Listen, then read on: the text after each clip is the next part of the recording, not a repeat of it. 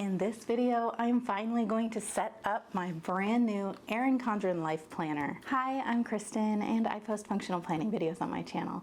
If you're like me and you need a gentle reminder to just keep it simple, please make sure you're subscribed and I'll be right back.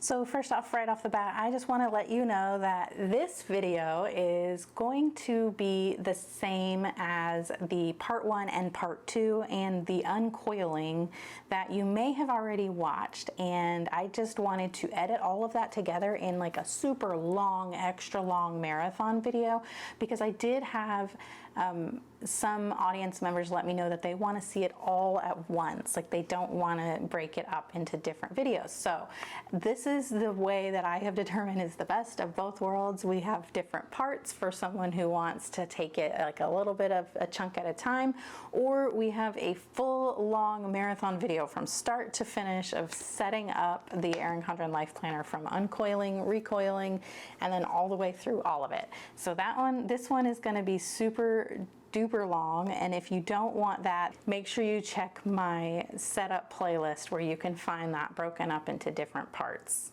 All right, let's get started. So like I said in the intro, we're going to be uncoiling an Erin Condren planner today. And I just want to state this up front, is that any warranty or guarantees that Erin Condren includes with your planner purchase, once you take it off the coil, that's pretty much void.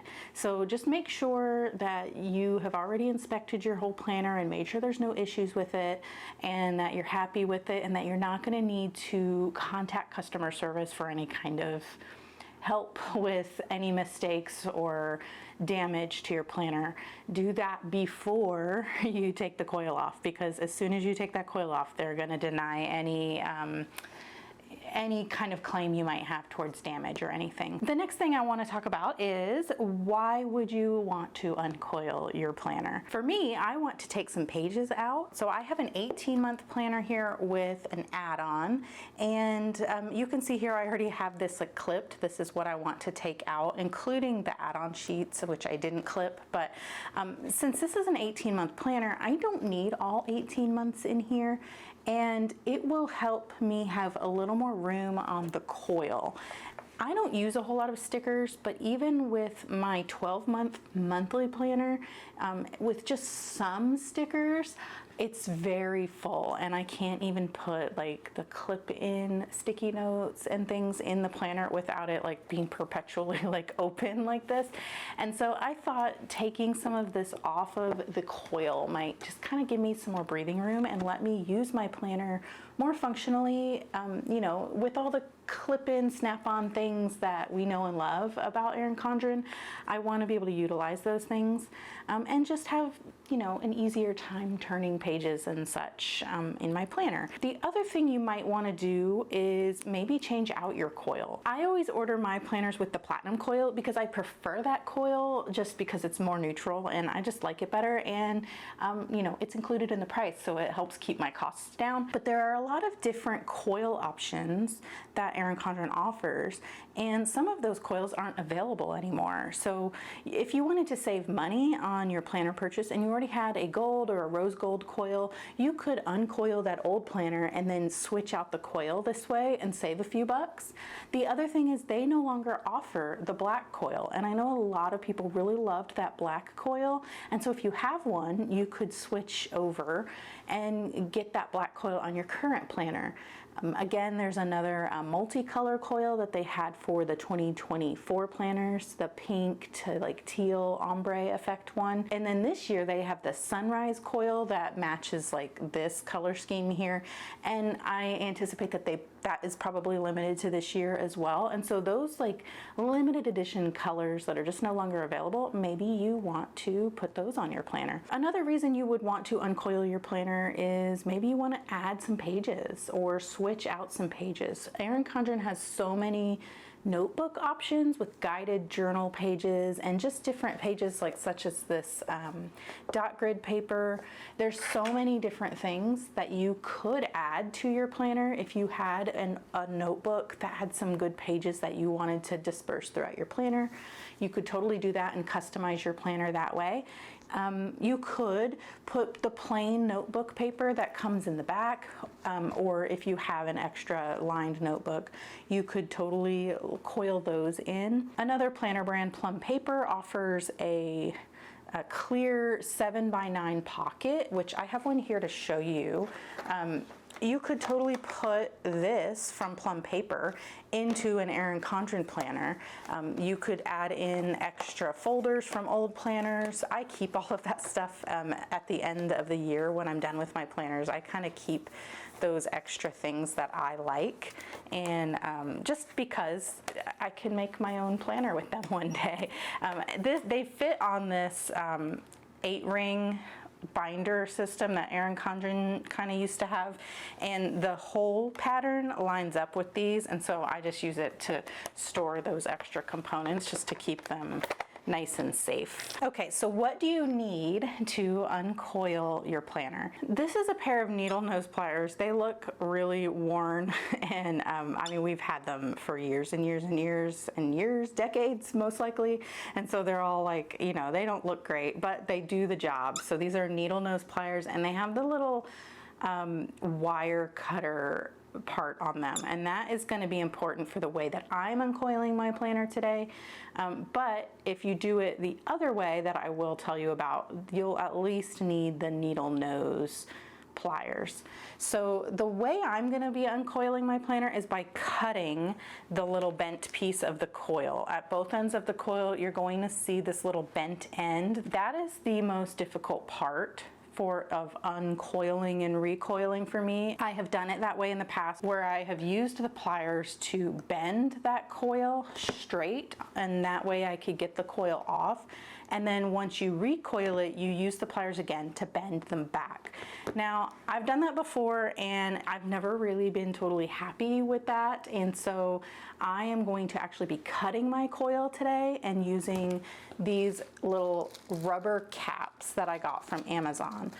We'll talk about those more in just a minute, but essentially, I'm just going to be cutting off that bent piece and placing the caps over it so that I don't have to worry about bending it back and causing damage to my paper. That was the issue that I had all the time when my planner was recoiled. The pliers kind of tear up the end of the coil and make it not smooth, and then over time that would just rub against the paper, and always on the corners here they would start tearing, and it would really wear down the longevity of my planner. And so this year I'm trying out using the little cap method. This was my trial run. I had a bunch of extra dot grid notebook paper from old notebooks and an old planner coil. This is not a notebook coil, this is a planner coil. And I just decided to try it out, and it was so easy. And so that's why I'm showing you in this video today how it's gonna work. And we're gonna see this year if it holds up. I haven't done it before, so I can't really comment on if it's gonna like last forever, but that's what we're doing. We're trying it this year. So I have here 2 life planners.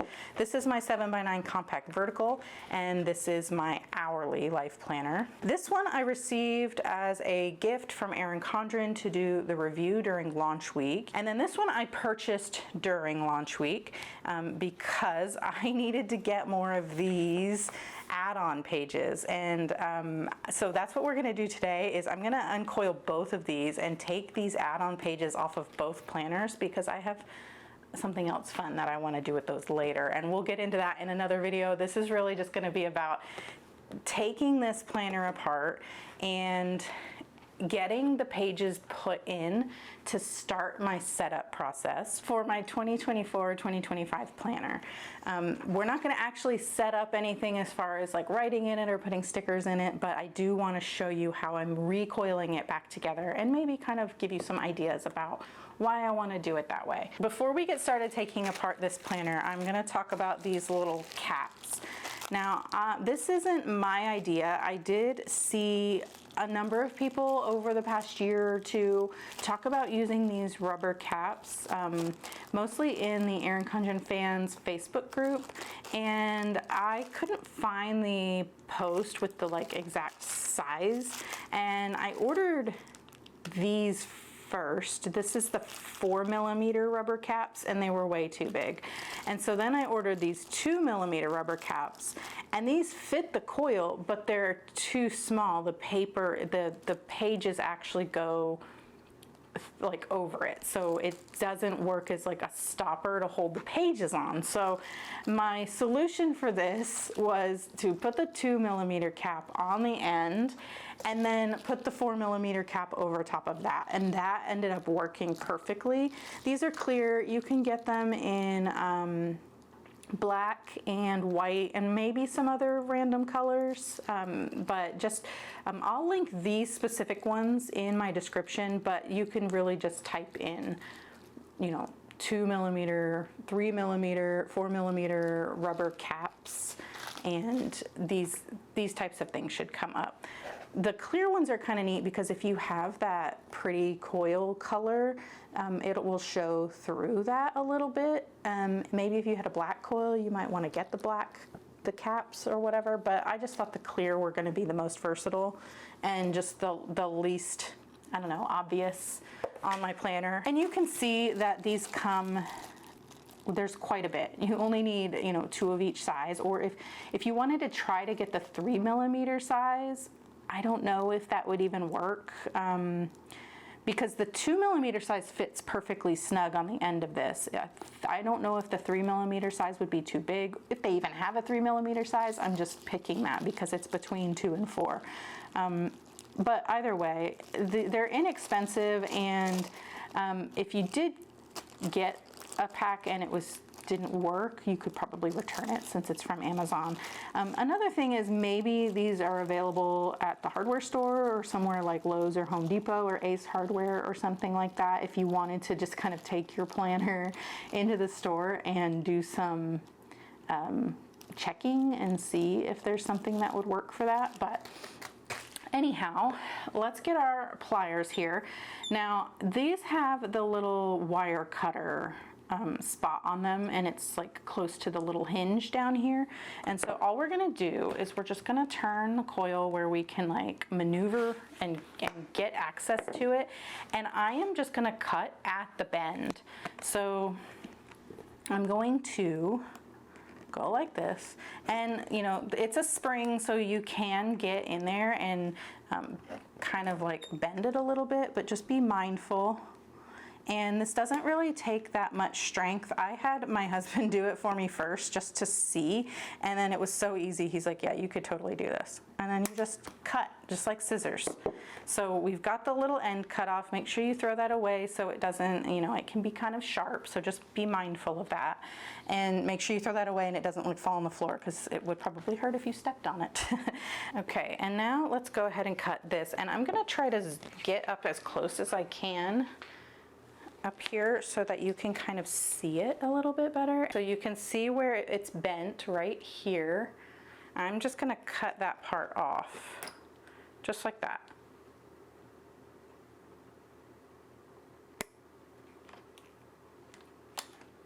And there it is. There we go. We just cut that off, and it's cut on both ends. So now we can just start uncoiling. The other part is you want to take off the covers, because the covers are a little bit bigger than the actual paper, and they are going to kind of get in the way, and that way you won't like scratch up your cover or anything on accident.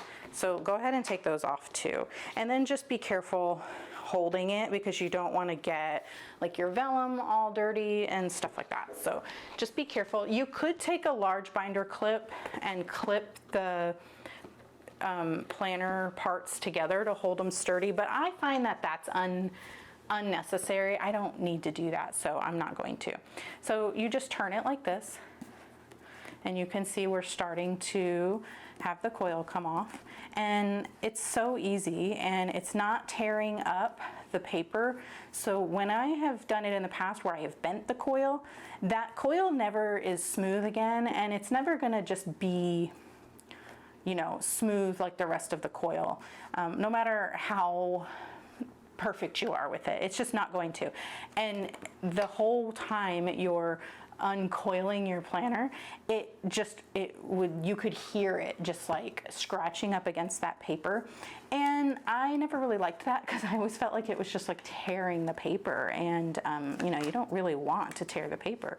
So this, it's not doing that at all. Like there's no tearing, and it's so easy. I'm doing this in real time. I haven't sped it up or anything like that. So you can see that, yeah, it does take a minute.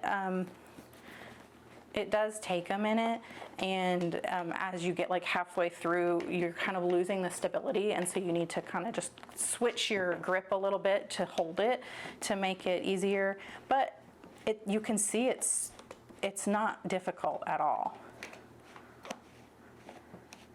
And we're almost there. And 4 more holes, and then we're done with the uncoiling portion. So that is the coil, and we're going to reuse that. I'm not switching to a different coil. I'm going to just reuse that same one when I put this back together. Actually, I may not put this one specifically back together on camera. I did just want to show you how I'm taking this add-on section out, and I'm actually probably not going to put this one back together at all on camera because I don't need to, and the way I plan on using this, I don't really need all of this stuff. So I'm going to take my tracker section out and just set it off to the side. I just wanted to do this one first because it wasn't, you know, in case I messed it up. It's not the one, it's not like the planner that I'm planning on using like in all my videos for this year. So this one I'll put back together later. I probably will take out the last 6 months and put it back together like this, and I probably won't even put the notes pages back in here because this is not going to be my main planner when I do end up using this, so I don't really need all the reference materials and stuff like that in this one. And but yeah, you can just kind of see how you could put this in a drawer or somewhere to keep it safe and use it another time. Okay, so now I'm going to go ahead and do this one, and just I'll probably not do the uncoiling part on camera. I'm probably just going to go ahead and just kind of clip it here just to show you, just to clip off the ends real quick, just to show you again how easy it is and how not really scary it is. And you can totally do this if you have the right tools. And yeah, so I'm going to uncoil this, and then I'll be back to show you how we're going to put it back together. All right, so I have my coil off here, and I'm going to set that to the side because it's just going to roll everywhere if I don't. And we have, I don't need these anymore, so I'm going to just put them out of the way as well. So we have the planner here, and this is exactly how it was before I took the coil off. So let's go through, and I had already marked the section I wanted to remove here. So you can see how much I'm taking out. Of course, I am going to move the I am going to go ahead and move over the folder and maybe the stickers. I actually don't know. I never end up using them. Maybe I'll put the labels back in, and these ones, I'll probably just take these out. I just don't really use these that often, and I almost think that I might be more likely to use them if they weren't in the back of my planner. I don't know. But these, I wanted to try to use these more often this year, and then I have been using the labels in my monthly planner, so I might go ahead and just kind of keep those back there. So, but this is what I wanted to take out. This is July through December 2025. I don't need this in this planner. By the time I get to this time of year, we're already going to have the new planners for 2025, 2026. Wow, that's crazy to think about. And I just know that I'm not really going to use these. One of the things you could do if you wanted to for like forward planning is only put the monthly spreads in, because it's only going to add those 2 pages every month. So you'll still have some room on your coil but you will have the ability to just write things in for those months, and you'll even have the dashboard since they moved it over.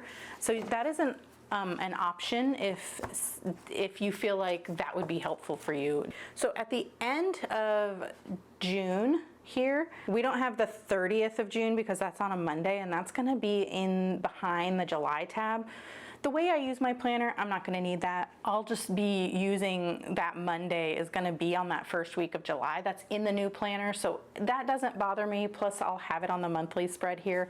So it's not a big deal to me to not have that in this planner, and so we're just going to leave it like that. Okay, so before I get into how I'm going to set up my notes pages and what I'm going to add in, I'm just going to quickly mention that I am going to take out the tracker section. And at the end of the tracker section, you have your last line notes page. So I'm going to set these off to the side. I don't need these to go back into it, so I'm not keeping them there. And now this is going to be our 10th notes page.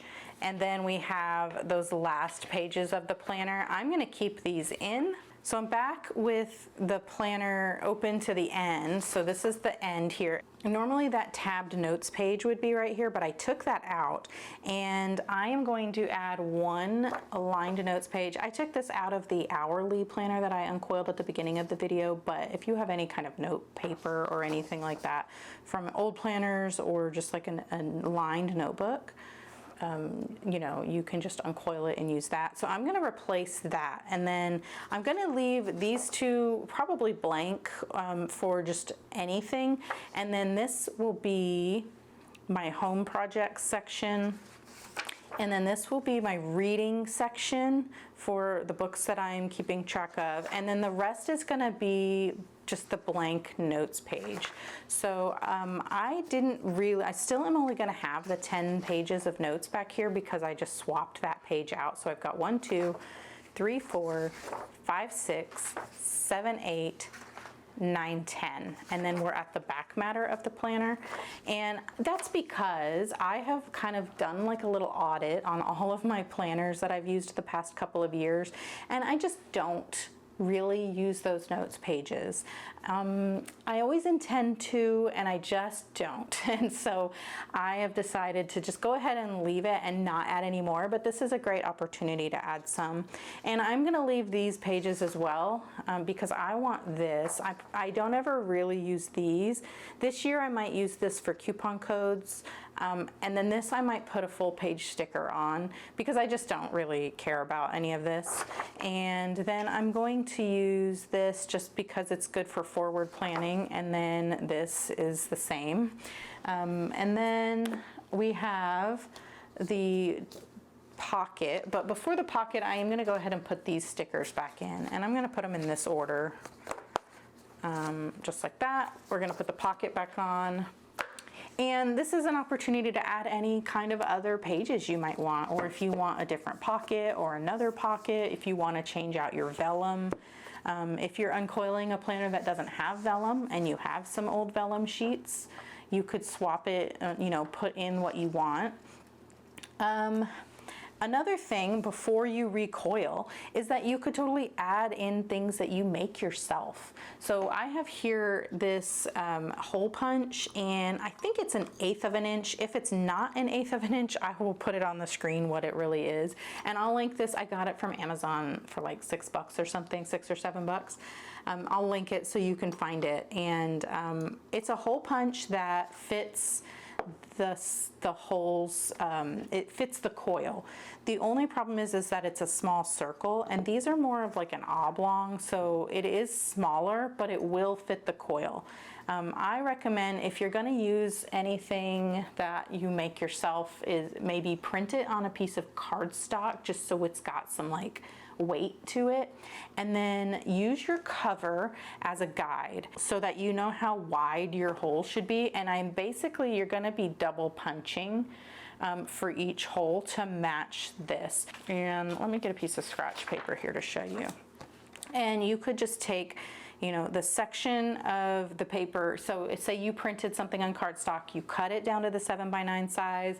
You can use a corner rounder if you want, and then just trace the holes like this And then you're going to want to do the whole thing before you move the cover. And then you're going to take your hole punch and you're just going to punch out one half of the hole, and then you punch out the other half. It's going to take a while to do that, but if it's really important to you to have something added to your planner that you don't want to like snip, then that is one way you can do it. This is so far the easiest hole punch I've found. I have a punch board from We Are Memory Keepers, and it does have a punch that will do the same hole pattern. It doesn't leave it intact though. The edges are still to where you can kind of put this on and off the coil like this, you know, like a snap-on. And so it's not super sturdy. And so that is another thing. I guess I can link this in the description as well. It comes with like disc punches and punches for like, here's another one, this kind of punch with the squares for, I think this might fit on my Power Sheets binding, but I'm not sure. Don't quote me on that.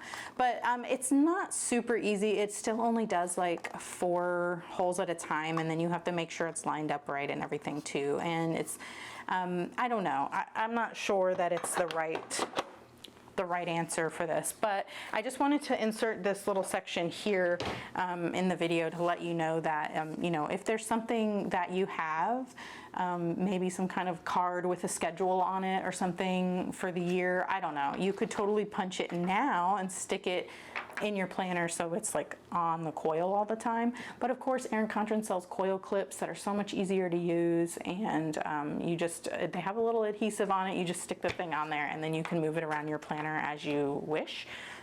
But you know, now is the time to figure out where you want those pages to go. If you have extra pages that are going to get coiled into your planner, like I mentioned earlier from the like guided notebooks and such, yeah, so this would be the time that you do that. So now the way we're going to recoil this back together is you want to kind of tap on the table and get those holes lined up as good as possible. Now the coil is going to kind of do that for you on its own, but it just makes it easier. You're going to grab your coil, and you can binder clip this together if it's easier for you to keep it nice and steady. So I don't think my binder clip is going to fit, so I'm not going to do that because I'd rather not, you know, mess with denting and tearing up my pages. But basically, you're just going to make sure those holes line up, and you're just going to feed the coil right back through. And you can see, if you hold it up, you can kind of see the light shining through the holes, and that'll just kind of help you guide the coil back through the holes. But it will, after you get the first few going, it becomes a little more steady and easier to do, and you don't have to, you know, struggle too hard with it. Just make sure you're being gentle and that you're not ripping up your pages or anything like that. But again, having cut the coil with the little needle nose plier, like wire cutter thing, I feel like it's so much easier now than it was back when I had just bent the coil. And you just keep going. This is probably the most tedious part. So I don't know, maybe you can like put on a show or listen to an audiobook or something while you do it. I mean, and you can see we're about a quarter of the way done now, so it's not like it's going to take forever or anything. But, you know, I hope that this is showing you that this isn't like a super scary process. It's not, like, you can do this. It's really not hard or complicated. I guess maybe the hardest part might be to squeeze that the pliers to cut the wire. If you don't have much like strength, or if you have some problems with your wrists or something like that, you know, you might need to ask for some help with that. But other than that, it's so easy, and it's so much easier than bending the coil, in my opinion. Before we get all the way to the end, I want to show you how to put the caps on, because that's where it's going to be kind of difficult, and you want to get the cap on so you don't just like pull the coil at the other end. So let's get this last one in here, and then let's go ahead and get the caps on. So we're going to put the 2mm cap on, and actually I'm just going to show you real quick. If I put the 2mm cap on this one, just because we're closer to the paper here, then it can go back through. It can go back through the hole. Well, I didn't do that right, hold on. Let me put this on all the way. So it can go back through that hole, and your paper isn't gonna stay. It's not gonna be enough to keep your pages on your coil. And so that's why we're covering the 2mm cap with the 4mm. And you can see we have tons of these. I wasn't able to get any smaller of a pack, but maybe if you go to the hardware store, you might be able to get a much smaller pack. You would just need 2 of each size for each planner you plan on doing this with. And then you just put this over top, just like that. And now we have the cap on there, and it's gonna be able to catch and hold on whenever we get to the end, in case I go a little too far for some reason. Then it won't just fall out the other side.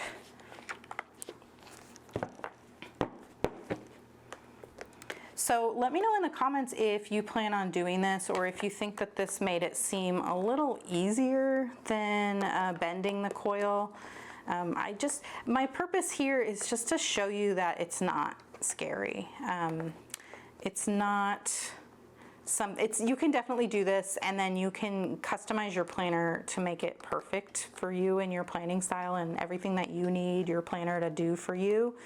You know, it's gonna be like great. One of the things you could do, I meant to mention this earlier, but one of the things you could do is maybe put, if you have extra monthly spreads for some reason, or if you purchase a planner just to have those extra monthly spreads, you might consider putting an extra month in there to use for things like you have a spread for your home and your work, or maybe you have, you know, your schedule on one, and then you have your menu plan on another, or something like that. That might be an interesting, you know, way to put your planner back together. But okay, so we have it back here, and I'm going to just go ahead and cap off this end. Oh, my thing fell off. This one looks like it's kind of stretched out. So let's go ahead and put another one on there. So we have, and this one has a little bubble on it. So maybe it's good that we got a lot of extra of these little rubber caps here. So I've got the 2mm rubber caps on each end here. And then I have some of these 4mm ones. And I'm just gonna put it over top, just to keep them on there. And then what's neat about this is that these can come back off. So if I realize, oh, I wanted to put some more pages in here, I could totally do that. I could just take the cap off and uncoil it, put the pages where I want them, and it's not gonna be that hard to make it my own again.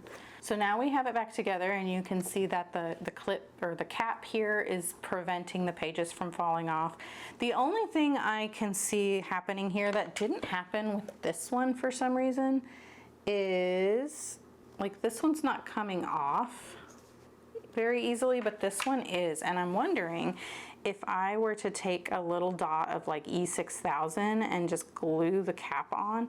I'm not wanting to glue the 2mm cap on, because this one can still slide off of here, but maybe if I glue these two together, it will stay. And so that's an option too, if the top one keeps coming off. But what I'm thinking I'm gonna do is, before I try that, I might go look for a smaller version of these that can fit over top of these or something. And that way I just can kind of do that research and tell you if it works. I may do that this weekend actually, and so I won't have it ready for the video, but I will post about it on the community tab, and I'll talk about it in my planner setup video, and maybe I'll pin a comment letting you know. But that is that, and now I can put my cover back on, and it all still goes on just as easily.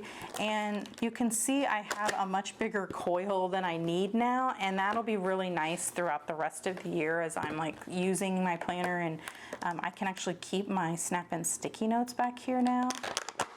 Okay, so I have my planner. This is the new planner.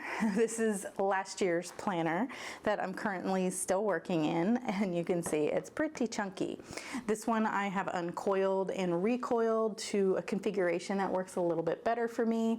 And I do have a stack of supplies right here that we'll go through. So first of all, I was in the Erin Condren monthly planner for the entire year. And this year, Erin Condren came out with a 7x9 compact vertical life planner. And so I really wanted to try this out. When they came out with the A5 version and did not have a 7x9 version, I was kind of bummed because I really wanted to try it. And because I'm a list maker, and this layout, it looks like lists to me in my brain, and so I really wanted to try it. Well, for this year they brought it to the 7x9 size, so I'm super excited to try that out. So we're going to set this planner up, and I have every intention of using this one as my main planner. However, I will have a monthly planner on reserve because I really do love the monthly planner, and I know that this works for me. What I've been doing in the monthly planner is drawing out this like weeks style, week on one page kind of my own little personal DIY layout that I can do on the lined notes pages in the Erin Condren monthly planner. So I will have one of these. They recently launched. I did order one in the canvas design choice, and I will be, you know, that it's going to be there. I'll probably have some plan with me's in it, but for this year, I'm really going to try to stick with this one as long as I can. I know this one works for me, so if this doesn't end up working out for me, or if it's just too complicated, or I'm just not feeling comfortable with it, I will be moving back to this. And then I'll probably do a setup video on that one as well, but this is going to be my main planner, so I need to make sure it's super functional for everything that I need it to do for me. So first, before we get into how I'm going to set everything up, I'm going to show you which supplies I have. So let's move this stuff off to the side. I have a huge stack right here.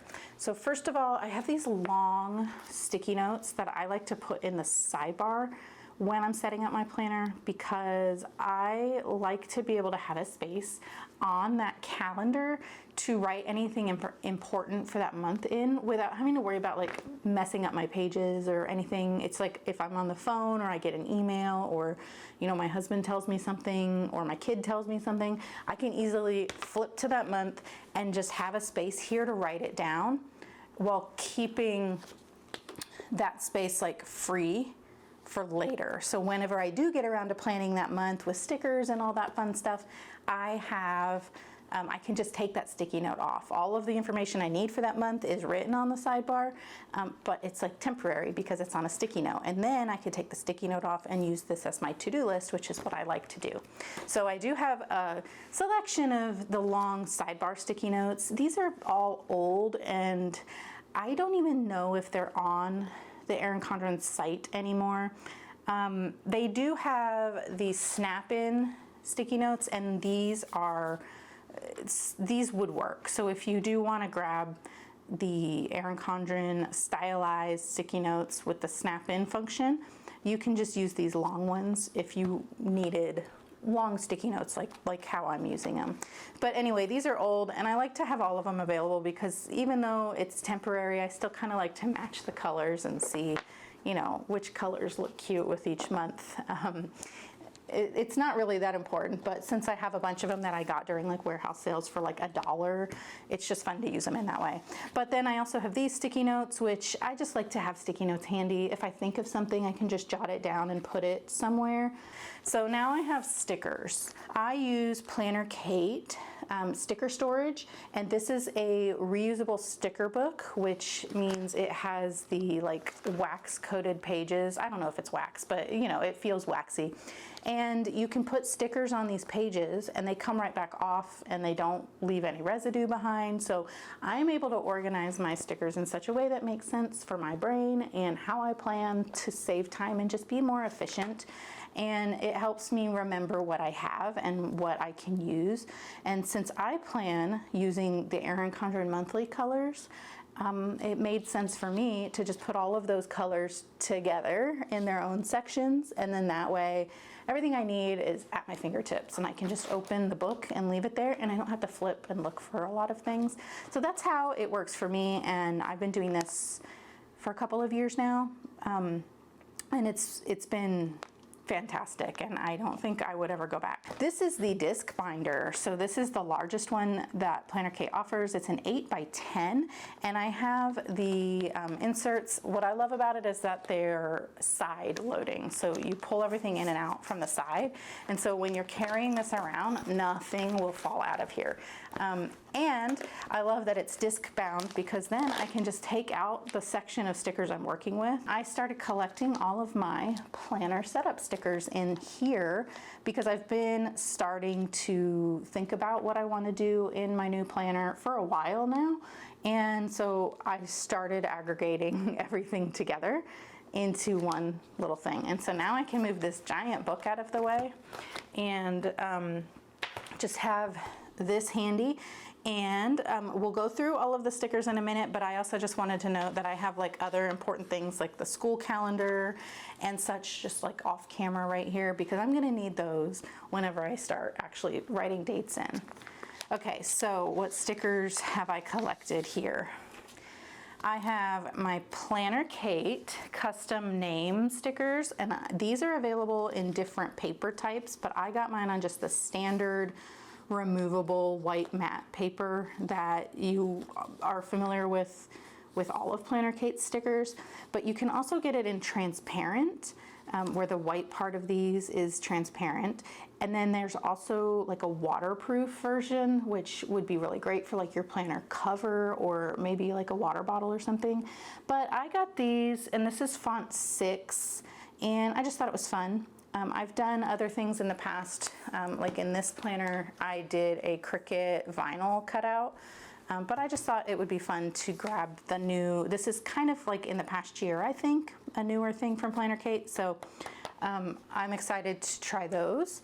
And I'll have a bunch of extra ones for all my other planners and things. I have here a wild card from Cultivate What Matters. This one is from a wild card pack that you can purchase, but these are also available as free printables on the Cultivate What Matters website. And I want to transfer all of my goals from my power sheets onto here, and then I'm going to include it in my planner. And now I also have some transparent circles from Planner Kate. These ones are the Planner Kate colorway, and these ones are the Erin Condren muted colorway. And you can see they're different sizes. So this is the mini, and these are the standard. And I just grabbed them both, but I'm probably going to use these, but I just kind of wanted to have them handy in case I wanted to use these for some reason. But I'll probably be using these, and I'm going to use them on my year at a glance page to mark school dates and such. Okay, so now I have a lot of month stickers, and I just grabbed every month sticker I have, and even some of these. So I want to put the months on my 12 boxes. So these are all Planner Kate, and there's some older ones, which I'm not sure if like these are available anymore. They might be, but I'm not sure. But these ones, for some reason, I used the July off of both of them. And I do have some in here, so I was gonna look and see if I put one. No, so I don't even have that font anymore for July. I don't know why I used 2 Julys and no other months, but I'm gonna, basically what's gonna happen is I'm gonna end up putting, you know, all of the Januaries in here. Because now it's not a complete set, and so to me it doesn't make sense to keep it all together on one page. So I'm going to stick these in my pocket back here. This pocket I added, it's an old Erin Condren pocket, and I just cut the edge to make it fit on this back cover here, just for the things that I haven't transferred into the book yet. And these are brand new. These are Planner Kate V76 and V77, and they're both in the Erin Condren bold colorway. And you have a full year of like the larger months, and then you have a full year of the smaller months. And these are kind of like the standard script size that you're used to seeing. And then these obviously are just a little bit bigger. And so, I don't know, basically the reason I have all of them here is because I want to see which ones fit the best in that 12 boxes configuration. So I have those, and then I have the Doodle 52B. So Doodle 52 in the Erin Condren bold colorway. And I have, this is font 5L, the Jack font, and there are 2 sets of months on that one. And then these are Kit 600 or 6XX, and this is number 10 and this is number 11. And we have like different sizes. So there's like a full year of the largest size, a full year of this medium size, and then I think there are 3 full years of the small size for both. But this one here I've used all of, like there's not a full year left of the small ones that I've just been using for other projects. It looks like on this one we actually have like a full year of the big, and then a full year of this size, and then a full year of a slightly smaller size. So this one you have like more options as far as sizing goes, size variety. So this looks good. This one might work pretty well where I want to put them. But anyhow, I just have all of them available. I wanted to check one more thing. I want to see, are these the same fonts? Here. So is this the same as this? I think it is. Okay, so that is the same. Interesting. All right, so that, and is this the same as this? These are all capital. So no, these are not the same, but these were. Anyhow, so I had those, and the other thing I had was all of the doodle sheets for the year for each month. And the reason I have these out is because the months on here are slightly smaller. So you have 2 months, you have like, see it says February here and it says February here. Oh, there's a 3rd one. So these 2 are larger, but there's like a medium, like a smaller size. And so there's like 3 different sizes. So we have a large, a medium, and a small. And so I just have all of these ready in case I decide I want to use these smaller ones in that spot. So that's a full year of those. And these are just doodle 1 through 12, depending on the month. And all right, so that is my huge stack of months to use for those 12 boxes. And we'll talk about what I'm going to use those 12 boxes for when we get to that. But right now I just want to get through this stack of stickers here. So this is also Planner Kate. Most of my stickers are Planner Kate because I love Planner Kate, and they've just consistently always had like my favorite designs and my favorite fonts, and I love the paper. I love writing on the paper, and I've always had an easy time repositioning the stickers, and they ship really fast. And so because of that, I accepted a position as an affiliate for Planner Kate. And so I do have a coupon code for you. It is KK20, and you can use that to save 20% off of your entire purchase, even the stuff that's already discounted. So anyhow, I just wanted to mention that because I have a ton of Planner Kate stuff. So this is STK 168, and I purchased the version that is like the full year. And what these are is, this is perpetual calendars. So like this one says July, and it goes from 1 to 31, and then August and September is 1 through 30. And so for these, you can write all of your important dates and stuff and kind of have it all in one spot instead of in like the calendar form. It's more in like a list format. And so it's A, B, C, and D, depending on which quarter. So you can purchase them individually, but it's a little bit cheaper if you need the whole year to just buy the whole pack. So that's what I did. And we'll talk about how I'm going to use those as well. And then I have these. So these I purchased, I don't know why. I still can't remember why I bought them, but I have like a lot of those, or I have 2 of these, and I used them for some things, just trying to figure out how I wanted to use them. And honestly, I'm still not sure if I even want to use them. I just wanted to have them handy just so I could remember them as I'm setting up my planner, in case it like kind of inspired me to use them in some way. But that is kit 6XXA1, and they're dated for 2024. So I'm only going to be able to like use this half, and then I won't have the 2025 ones, and I'm sure those aren't going to come out until 2025 gets closer. And so I don't know, they're just handy. I'm probably just going to put them in the back in my pocket of my planner, so that I'm always seeing them and so I don't forget they exist. Now these are some of my very favorite stickers from Planner Kate. This is STK 108, and I plan in week numbers, so I use these on my calendars.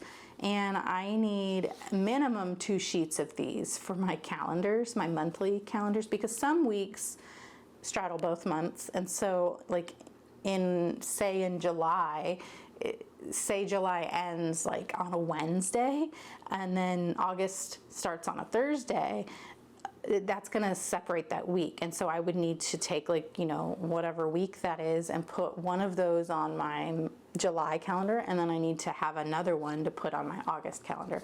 So I always have at least 2, but I've also got just, you know, some leftover ones and an extra full one, because I never know when I'm going to use these. I usually use the leftovers on my weeks, and then the ones that I've had to use on my monthly calendar, I just write that in or use a sticky note or something. But most of the weeks I'm going to have leftover, and so they do get put to use. So I have a whole bunch of those. And then here I have some little, these were freebies that come, when you place an order with Planner Kate, you get a set of 6 little sheets this size, and they're all random. Here, I have some handy because I just got an order in. But you know, they're these. So it's just all of the selection, just it's a random little selection of some of the stickers that you could get from Planner Kate. And what I love about this is that, well, one, it's free and it's fun, and it's like a little mystery grab bag kind of in every order, like, you know, which ones am I going to get? I always look forward to looking through these. There's stickers in here that I probably, you know, wouldn't have purchased on my own until I got them as a freebie, and then I figured out a way to use them, and so it's just really fun. And that's what these came from. So this is Doodle 23 through 26, and it matches those same like Doodle stickers that I showed you earlier, but these are all like seasonal. And so we've got spring forward, fall back, spring begins, summer begins, autumn begins, and winter begins. And I want to put these on my monthly calendar because, and then these are the holidays as well. You've got like all the main like US holidays here. And the reason I have these is because I redate my planner to be a Monday start. And so this is how I'm going to be doing it this year. Last year I made my own date strips and date dots. I prefer to use a white background sticker and not like the colorful ones that match the kits. It looks calmer to me, and it helps me like feel better about my plans not looking so chaotic. So this year I'm trying this. These are an old sheet from Planner Kate. This is an add-on. It's add-on 7. They match like weekly kits, but you can see here that the weekdays and the date dots are just black and white, and then you have like the bullet points and the flags and hearts and stars that match whatever kit they came with. I purchased these when all of the kits go on sale every month on the 1st of the month. All of the kits from last year the previous month of last year get discounted to 50% off, and then you can still stack my coupon code on top of that, so they get really inexpensive. And they were pretty inexpensive in the first place, and so like at full price, I think they're only $1.50, and then you get them 50% off, and then you can stack my. So anyway, they're like 60 cents or something like that. And so I got a full year of them in colors that I thought I might, use elsewhere. But basically what's going to happen is I'm going to put the Monday through Sunday on the top of my monthly calendar to redate it to be a Monday start. And then I have a full month of dates to redate each day. And so when I do that, then all of the stuff that's printed on the Erin Condren Monthly Planner no longer applies, and I have to wipe that out. And something I noticed this year as I've been using my planner is I have been missing some things like daylight savings and stuff like that because I didn't fix it whenever I redated. So what I want to do when I redate, I'm going to actually put like the holidays and the daylight savings and stuff on the calendar. And because these are repositionable, if they don't look right whenever I do go to plan my month and use stickers and stuff, I could also just remove them and switch them out with something else, but at least I'll have something to tell me which day is which, so that's what this is all for. And then here I have some full page stickers that I will be putting on the notes pages in the back of my planner. So this is Planner K STK 184A, and these are all in the 7x9 size. This is a house projects sheet, and I'm gonna reserve 2 notes pages, like the ones that face each other, for house projects. And it's really gonna be a spot where I can put, I'm gonna put the month, because there are 12 houses here, so I could do one for each month. And so I'll put, using some of these monthly scripts that I was talking about, I'll probably take some of the smaller ones and put them on each house, and then I can list the home cleaning things that needs to happen seasonally, the things that happen less frequently than once a month, things that happen every 2 months, every 3 months, once a year, that kind of thing. I'm gonna put them in their corresponding month. And then I will leave a space as well for if there's anything that comes up that we want to focus on throughout the year, or anything that we kind of plan out ahead of time, like house maintenance or improvements or whatever. I will put those on here as well, as the space allows, and then as time goes on. And then, like I said, I'm going to have the 2 notes pages facing each other, so I'll have a line notes page just to write things down and kind of use as time goes on to, write dates or phone numbers or whatever I need to do. But we'll get into that. That'll probably be the second half of this video. I did mention the video was going to be long. Well, it's probably going to be too long, and so I will cut it into more than one. So that'll be towards the end, which would be in the second video. These are my reading notes, full page notes pages. This one's really neat. So I'll wait and explain that one a little more in detail after this one.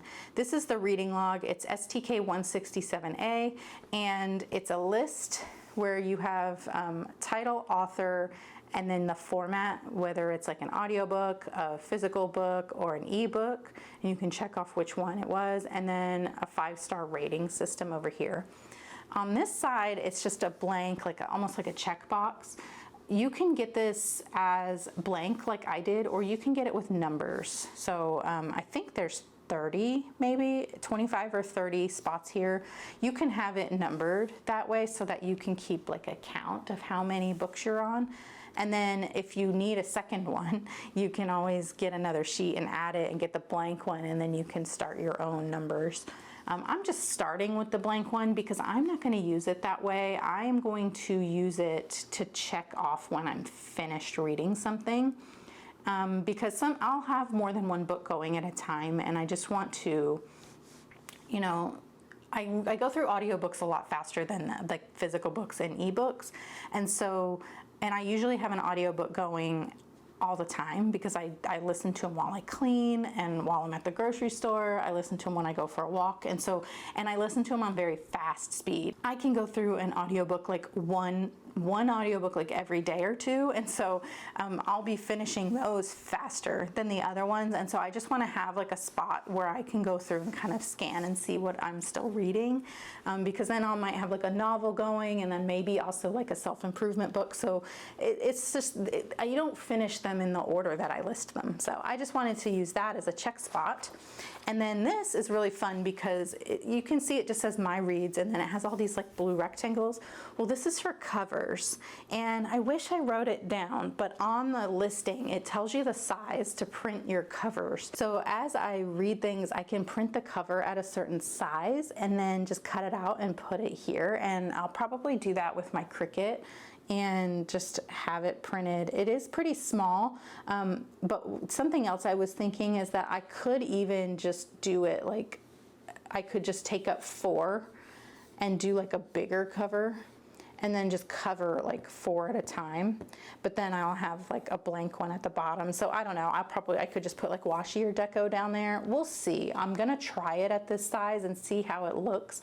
I don't have the best printer, and that's what I'm really kind of concerned about, is because my printer is very inexpensive, it doesn't print like super sharp, good quality, and as something that small, I'm just kind of concerned it's not gonna look great. But we're gonna try it and see how that goes. But I think this is like such a fun little concept. I have space here for 56 books. Right now, halfway through the year, I am at like 25 or 30 books, and so I could see this being enough for me. I did mention I read, or I go through audiobooks really fast, but I also don't have like a reading goal, and most years I've only read like 24 or less books throughout the year. And so I don't anticipate needing more than this, but like I said, there's always room to put more stickers if I needed to. So that is what I'm gonna use on some of my notes pages in the back. And so now we have this big pile of stickers, and we can kind of get into starting to set up the planner. So let's just kind of put that stuff there. I've got my 7x9 compact vertical in the Evolve design, and I have my old monthly planner because this is I'm gonna need to transfer some things over. I did kind of I started putting some stuff on July. For some reason, my monthly planner was a July to June, but they included a July 2024 in it, and so I have some stuff here that I need to transfer to that one. But then also I've got some stuff at the front that I need to kind of transfer some information over, and then I've got all of my stuff in the back as well. So I just need to have this handy.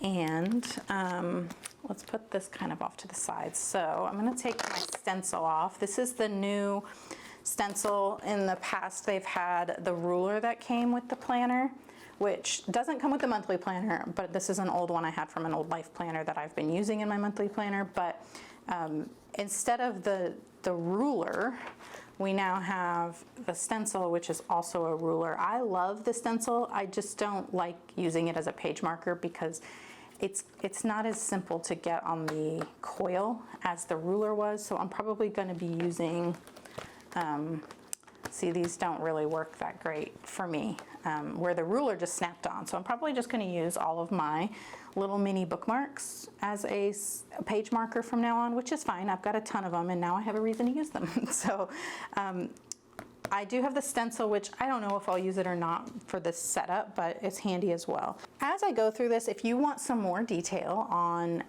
you know, what each section of the planner is used for, I have a video that I will include in my Erin Condren Planner setup playlist with this video and my uncoiling video and such. That explains all of that. It's just like the basics of how to use an Erin Condren Life Planner. So you can watch that if you're kind of confused about how to use any of these things. But let's just kind of get started and go. So I am gonna just take off one of these and just put it right here. I don't worry about, like, I'll write on these, but also I just wanted to try the new stickers. Well, they're new to me, and I like my handwriting. I think it's fine. And so I don't mind writing on here, but I know like a lot of people are nervous about writing on that page. And I feel like that's a little bit crooked. So let's get this. This is a Cricut, it's like vinyl lifter for lifting things off of your cutting mat, but I like to use it to lift stickers. And this is what I love about Planner Kate stickers, is that I can move them. When I did my vinyl from my Cricut, it was, you can't, once that vinyl hits the paper, it's gonna rip the paper. And so that's fun, that kind of went down crooked and I was able to fix it. So that was super simple. And now we have these. I just realized I forgot another thing, and I'm gonna get that right now. Okay, so I have my washi, and this is like a sunglasses organizer that I got on Amazon. There's like 3 compartments in each drawer, and I keep all of my washi in here, and I'll link this in the description if you want. I love that it's clear and it matches all of my Erin Condren clear acrylic like desk stuff, and I can put like my favorite washi in the front and always see it. But I wanted to, usually I don't have this. You can see it's a little bit dusty. I wanted to bring this over here because I don't know what washi I want to use, and I want to have all of my favorites handy. So let's put this somewhere where I can just kind of get to it. Let's see. All right. So for these pages, the reason it reminded me I forgot my washi is because I want to take this wild card and I want to washi tape it to this page. So these are meant to be washi taped to a wild card holder, which works similarly to these. It's like a snap-in thing that snaps onto the binding of your power sheets or your season by season planner from Cultivate What Matters. And it's just like it's like one of these, but it's full and it's big enough that you can tape this to it, and so that you can move this around your power sheets as needed. Well, I want to put a copy of the goals for the second half of 2024 that are in my power sheets. I want to put that in my planner so it's always handy. Now, in the past, I have used these pages similarly, where I have here taped. So here, let me pull this out because this was something I added as well. This was from an old Daily Duo, and I just carefully snipped it and then added it to the coil, and it stayed in there all year. So this is something you can do as well. I put a sticker over top of the like 6 months at a glance from the Daily Duo. Let's see. So you can see that under there. The planner, these are Planner Kate, like task lists for the year, and so that fits perfectly over that. And then I just use this as like a little sticky note dashboard, and I had like my home tasks, and then I had this in between. So these 2 pages are like these 2 pages, and so I had just snapped this or popped it in. You can see I snipped the little things here, and it got damaged on the corners over the year, but it lasted. It didn't fall out. I still would do this, and I probably will, because it's like thicker than the normal paper because it has the tab on it. It's thicker, and so you can do that, and it lasted all year long. So I still recommend doing that. On the other side, I had printed the school calendar that you see I have the new one here. I just pulled it into Adobe, removed any of the identifying information for the school district and such, because, you know, for safety. And I knew that my planner is always on camera, so for me it was easier to just take that stuff off, where you could, you know, if your planner doesn't ever get photographed or put on the internet, then you don't need to do that. But I printed it on sticker paper and put it on the other side. So that kind of created 2 new functional spreads for me, where I just washi taped an A5 piece of paper that I drew this like annual grid, and I used Planner Kate stickers to label each month. And then this was where, instead of like that house sheet that I talked about, this thing, I did it that way. This didn't exist whenever I did this. So what's cool is that you could get this in an A5 and it would fit just like this, and you wouldn't have to washi tape it. You could use these pages like functionally like that if you wanted to, and you could put like your house projects here and maybe your reading list here or something, or you could do what I did and pop in that sheet and kind of just create an extra spread. So I had my home stuff here, and I used a little home sticker on the tab, and then I had school, and I used a school sticker on this side, and then I had school info. Now what this was the month and how many school days there were, so that I could figure out how much money my son needed in his lunch account, and then how many tennis lessons we would have, because we have a tennis lesson for every day of school. Because my son was using his tennis lessons as PE, so he didn't take PE at school, he instead had an extra class at school, and then he did tennis lessons after school every day. Anyhow, we paid per day, and so I needed to know how many school days and then pay for tennis that way. And towards the end, you see what I would do was I would just highlight it as that happened, and I would check off when we made those payments. Towards the end here, I kind of fell off, and that was because my son decided to stop eating school lunch and start bringing his lunch, so I didn't have to make sure there was lunch money in his account.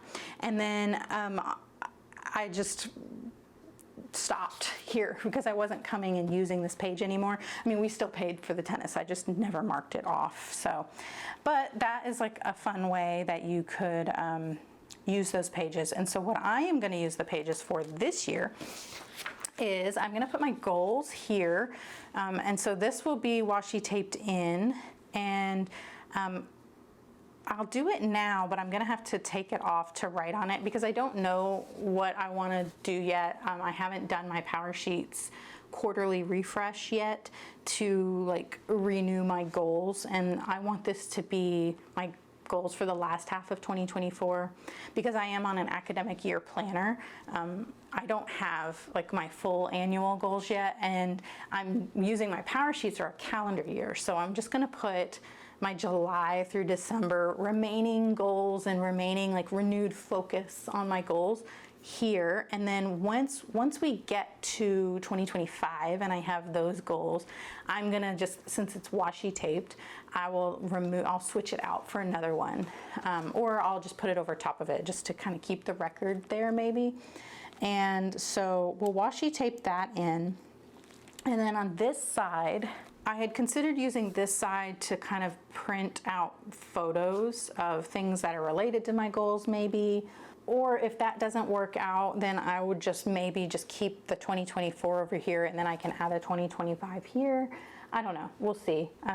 A lot of what I do is like kind of like figure it out as I go.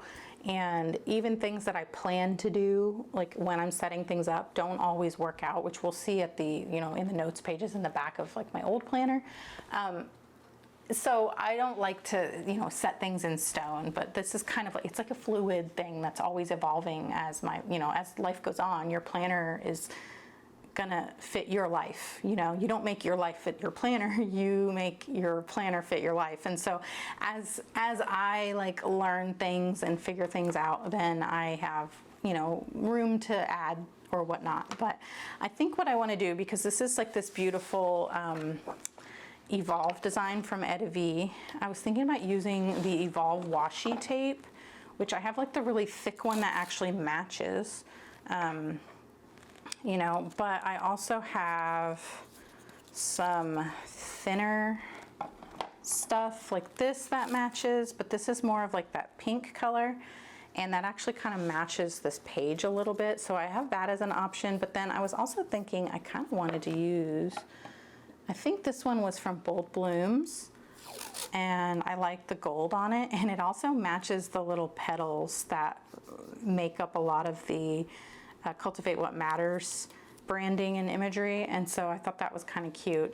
But then there's also like these, but I think I want to go with the purple, so let's do that, and let's just make that decision now. That's another thing that I'm kind of like doing better with over time, that I've been like making videos and just kind of really like honing in on my planning process, is that I'm learning to be less of a perfectionist, and learning to realize that it doesn't need to be like the most perfect solution ever before I do something, because that actually like hurts me. That makes me less likely to like do the thing I want to do. It's like a form of self-sabotage.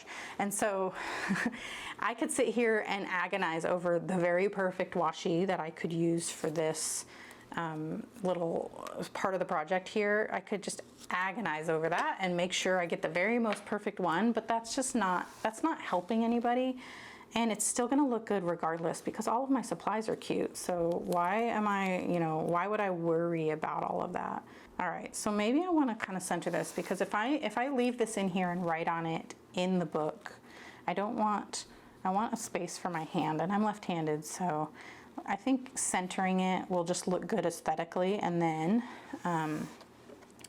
it will still give me the function that I need. And so I'm just gonna kind of put this, oh, that's a little too far. The tape is going into the holes, and I don't want that. I want to be careful. I've already kind of ripped it a little bit. Yeah, I have. Darn.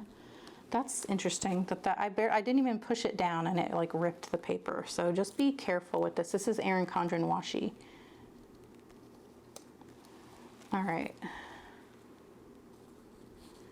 Actually, what would have been fun is to use my Cultivate What Matters washi, because it has like words on it that says like progress, not perfection, and stuff like that. Maybe we'll do that on like the 12 boxes. Okay.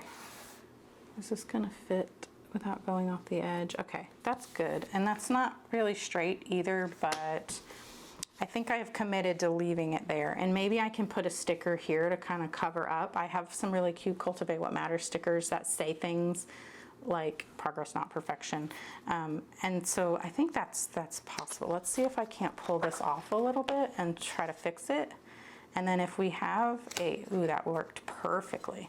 And then if I have an issue with the paper ripping, I could still just cover it with that sticker. Okay, I think that's good. And then I also want a washi at the bottom, and let me just measure and make sure that's gonna fit. Okay. So basically this page is kind of acting as like a snap-in wildcard holder.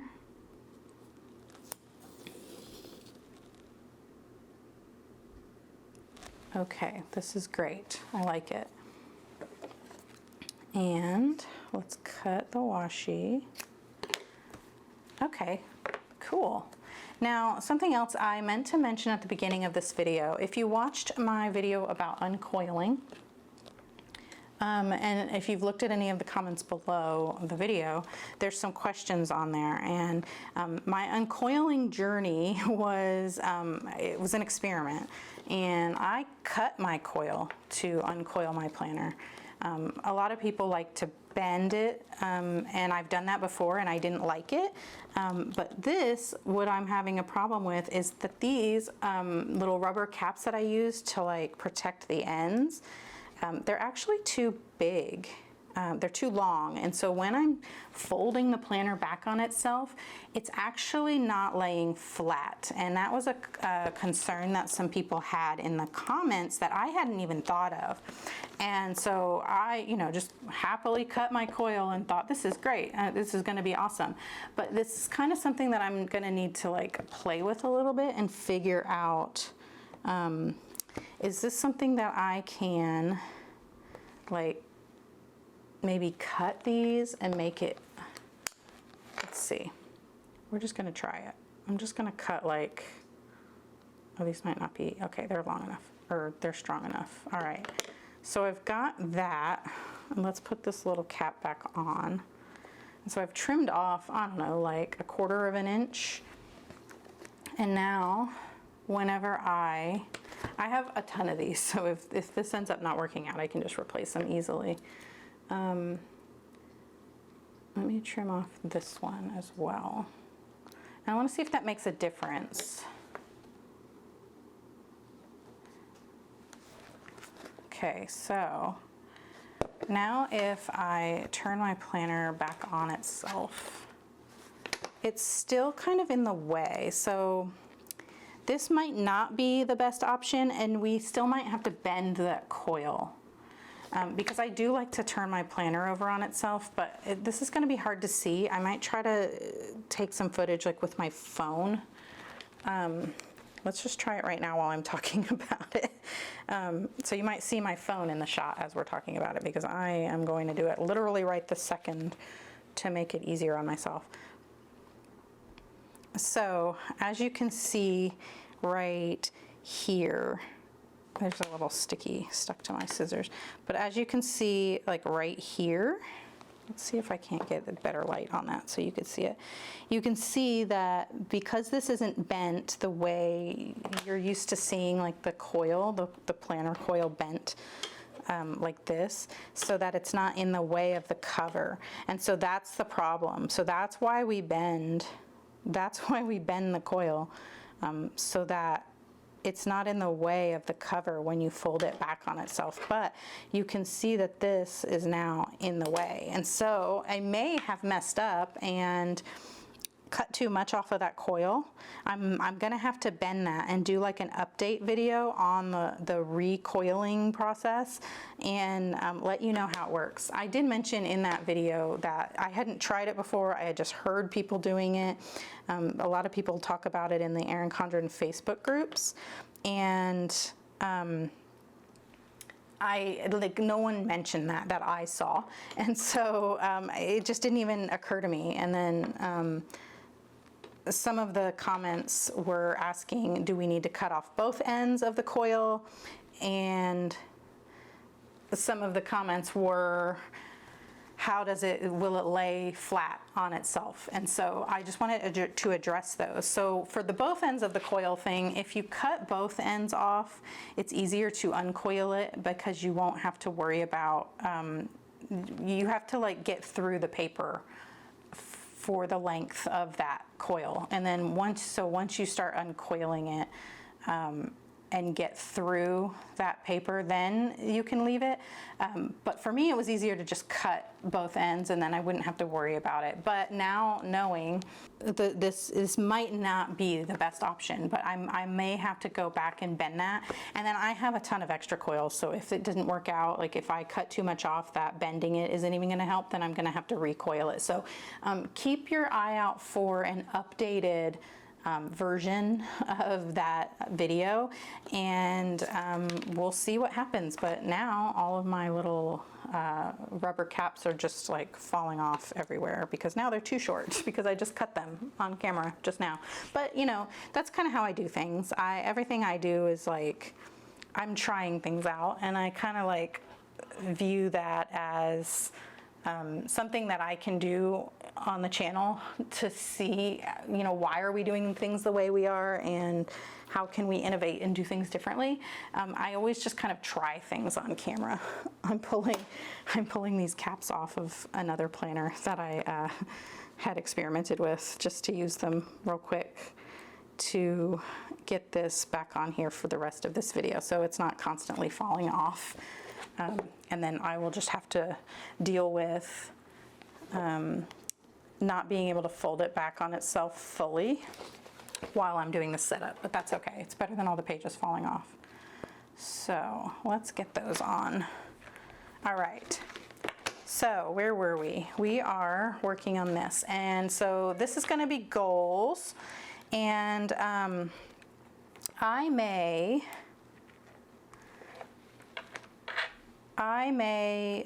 put a tab on here to indicate that this is where my goals are, and it might also just be like a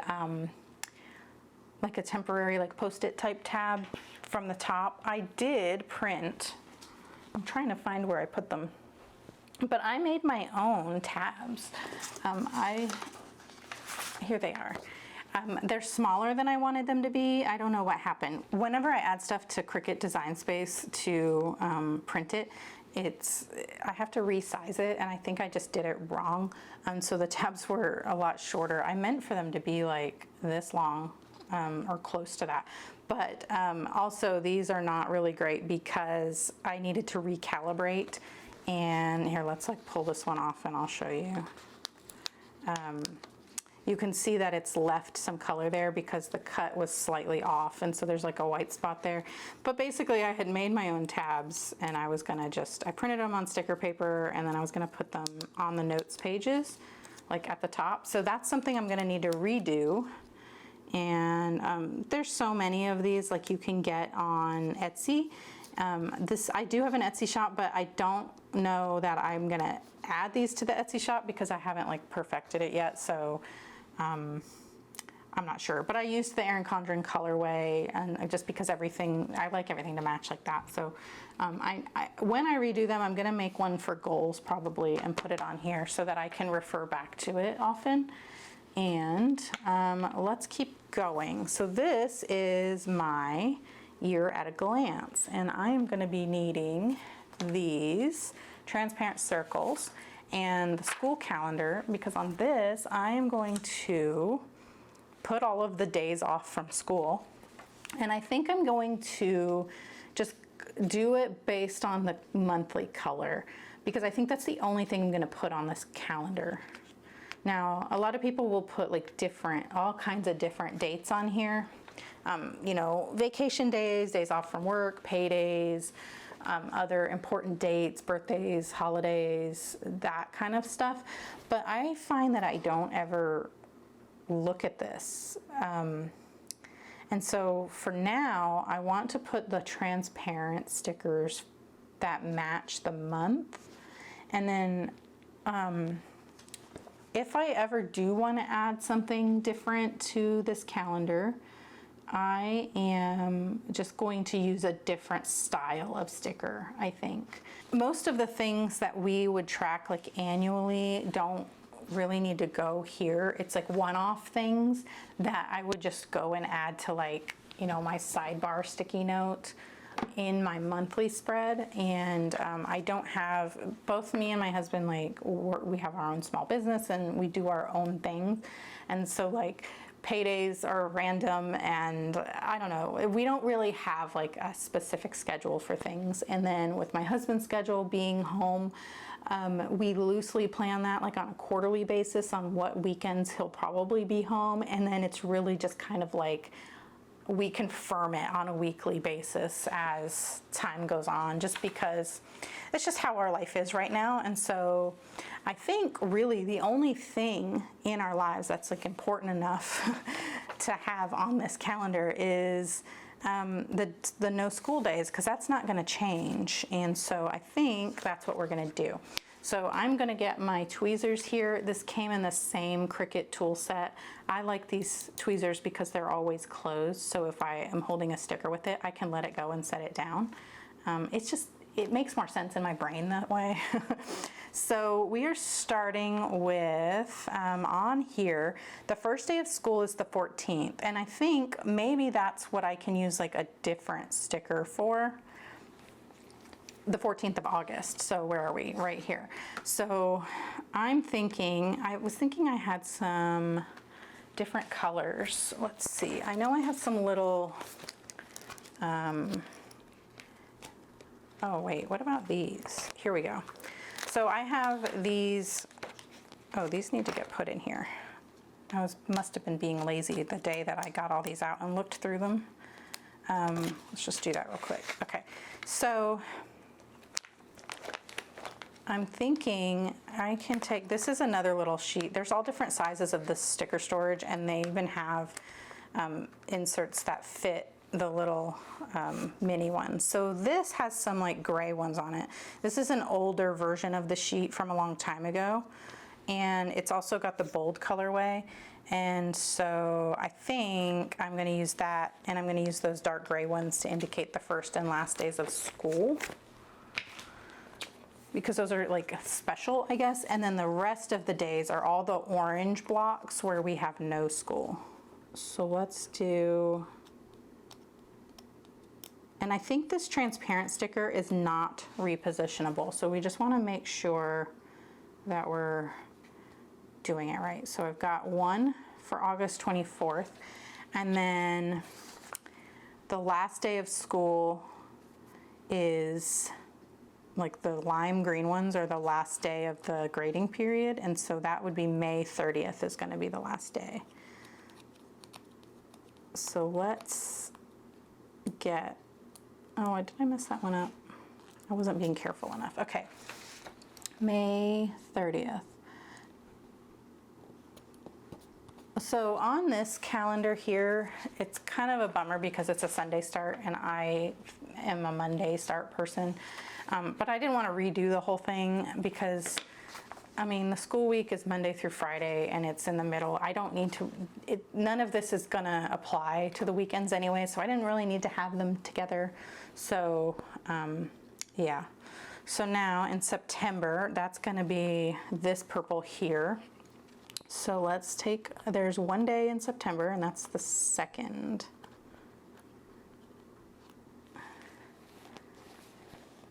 We have that day off. And then October, we have a full week off, the 14th through the 18th.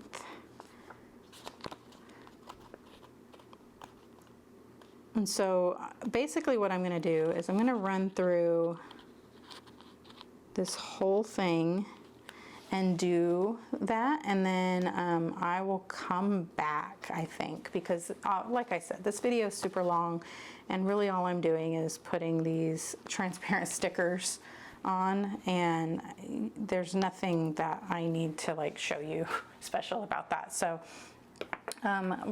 actually, let's go ahead and take one of these, and I have some stickers back here that say no school on them, and I'm thinking that's what we can kind of build out, like a little label maybe to indicate what this is for. And let's use one of these gray like A5 Daily Duo labels here as just like a header, and let's put it up at the top because that's like what this is for. And we're just gonna take, let's do like a backpack, and we'll do where it says no school. And I was thinking the pencil, but I also kind of like the apple. I was gonna put like an apple, but I don't have a plain black and white apple. I left it on. I didn't add those yet, so let's just use the pencil. No school. And then we just have like a cute little label. So that's basically what's gonna happen. I'll come back and show you it filled in and done. Okay, so I have the school calendar done, and I don't have the calendar for the following year, the beginning. When I get that, I'll add those. And now this, I don't really need it anymore, but what I like to do also is kind of keep things in my back pocket of my planner that have to do with my son's school. I also am going to be trying out the Erin Condren teacher planner to kind of keep track of my son's like homework and projects and all that kind of stuff, and tests and everything, to help him. He's going to have a challenging year this year. He's taking a lot of like high school level courses and things, and it's just one of those things that I know he's going to need a little extra support, and he's also still learning how to, you know, schedule his time and everything. He's only 13, so you know he is still learning that, and in order for him to like learn how to manage his time, it's like a life skill that I really want to like teach him, and just kind of make sure he masters. I need to know what his schedule is so that I can kind of keep up with him, right? And so I could just put this in there, so this isn't going to go to waste. Before I fold it, I'm going to see if I need to add it to that planner, and then that's it. That's all I'm doing on this page. I like it. I think it's perfect for what I need. I don't need a whole bunch of decoration. I am not that kind of person. I like everything to be very calm And I think this is perfect. I think that I would have gotten the bold colorway. Now looking at these together, I think the bold colorway would have been a little more fun, but I do still like the muted colorway, and I have a ton of them, so that's what we have from now on until I finish this sheet up. Okay, so let's move on to the 12 boxes. Now this is one of those pages that a lot of people are just stumped on what to do with, and you can see the sticky note that I have here that I kind of pre-thought about what I wanted to do, and I'm going to make this my goal focus. And so I have my goals that are going to be the goals that I want to focus on for like the year, the rest of the year, but then each month or each quarter, and then again each month, I kind of like dial it in a little bit more as time goes on and figure out, you know, what do I need to focus on, which goal am I focusing on, and then like which project or tasks from that goal get assigned to each month. And so this is kind of like the big overview, and then this is where I will start to dial it in. And my thing about this is that I'm going to label these by the quarter. So this will be quarter 3 of 2024, so July, August, September, October, November, December, and then this will be like quarter 1 of 2025, so January, February, March, April, May, and June. And then I will essentially leave these blank. I'm going to label them, I'm going to fix, we're going to do something here, and I'll show you that in a minute, but I am going to basically leave these blank until I do my quarterly refresh. And then when I do my quarterly refresh, I will fill in what I've decided I need to focus on that quarter. And then maybe even, you know, each month I can like write out the goal, and then I can write like any projects that have to do with that goal as my focus. And either that, or I'm just gonna write like the bullet points of the goals that I'm focusing on. Like there might be 1, there might be 2 or 3, depending on what it is.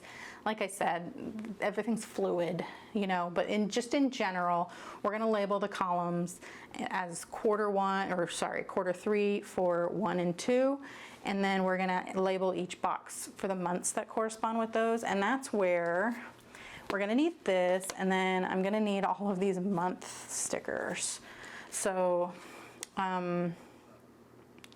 I think what we're gonna do is I'm gonna white this out perhaps. I don't know. I'm also looking at my Cultivate What Matters washi tape here, and I think I wanna find one that kind of like matches. So we've got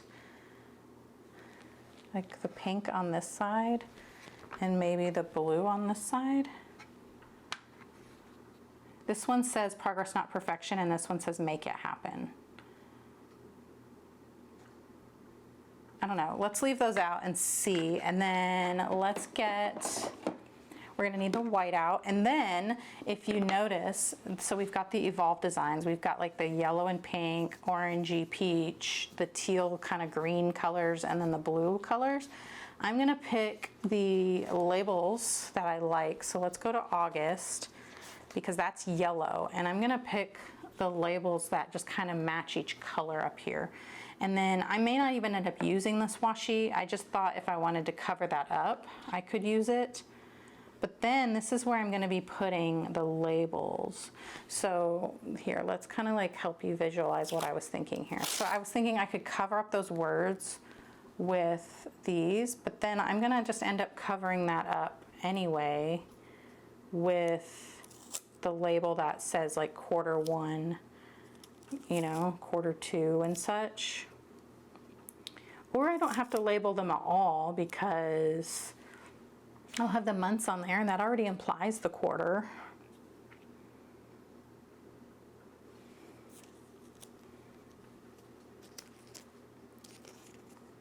I think I like the labels better than the washi.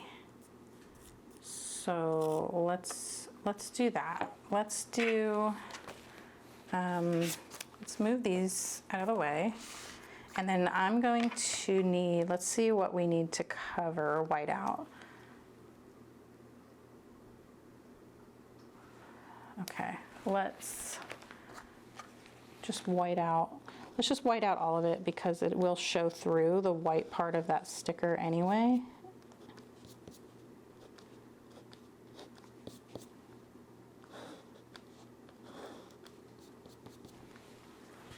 Yeah, okay.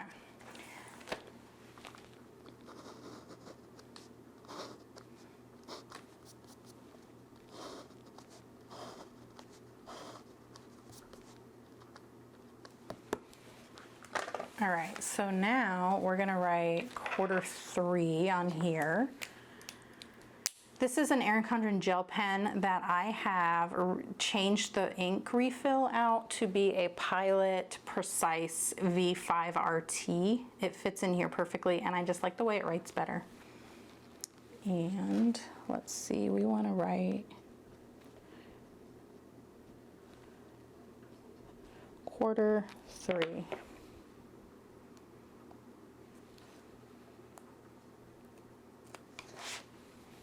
And then just kind of center it here.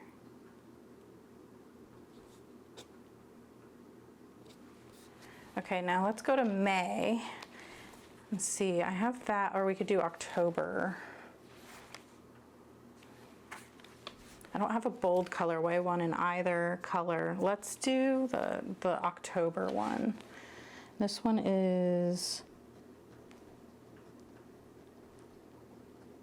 Q4. I kind of wrote that one off center a little bit, but we're not being perfect. I'm gonna need this. Actually, let's use the tweezers so I can see what I'm doing. Line it up there. All right, and now we need like a June or a January. Do I have any? I don't have any for January, but let's go to June. I do. Okay, so this is Q1 now, and that one, I need to move it away from that coil. Whoops. Okay, so this one is Q1, because remember, I'm on the academic year. So, like, I'm releasing this video in June to prepare for, you know, the academic year setup.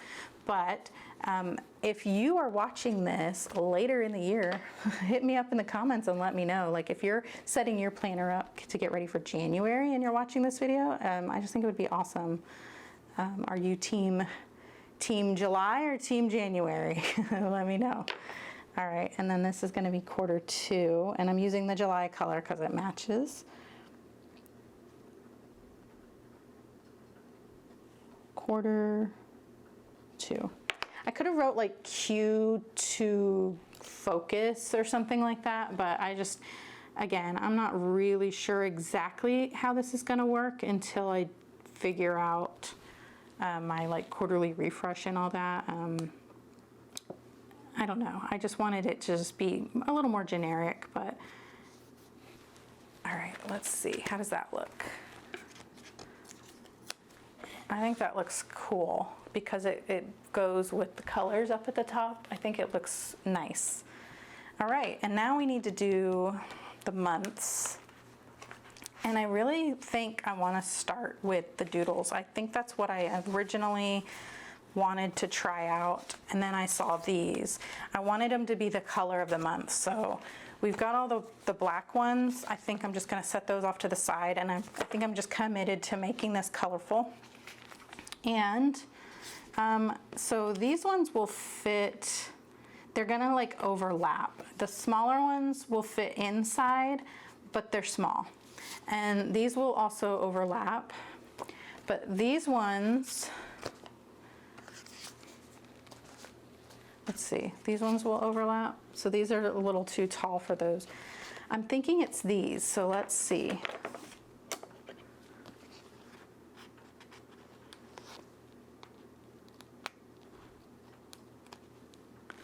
I pulled January off, so we're gonna start here. Okay, well, it still doesn't fit all the way. So we're gonna lose a line, I think. let's see. If we're gonna lose a line, so this would be April. Let's try like one of these.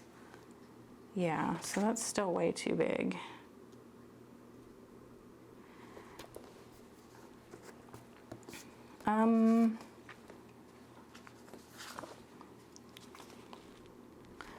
Let me show you what the other one looks like. And so if you want to just kind of decide which sheet you want, because it would be way cheaper, more economical to just buy the one sheet than buying a sheet for the whole year. It's still going to take up the same amount of room. It's just going to be, you know, so that looks like that, right? Versus that.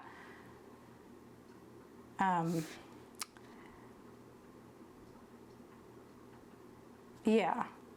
So, you know, make your decision there. This is the cheaper way to go. I would probably recommend doing it like that from now on. And I'm thinking I am gonna just use those because I like to use up full sheets, and this is gonna help me use up this full sheet if I'm taking up the same amount of room. So let's do that. And then what I'm gonna do,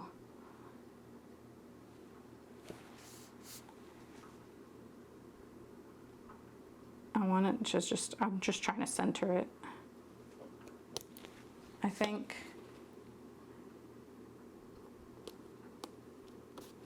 Like that. Yeah, okay. Well, let's go through and do that the whole way.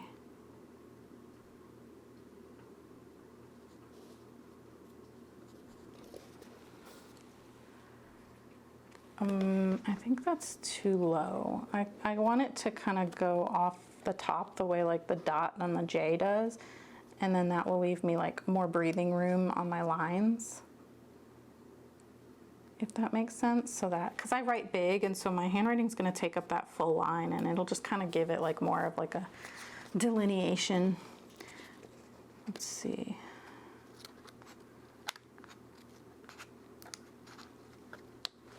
March.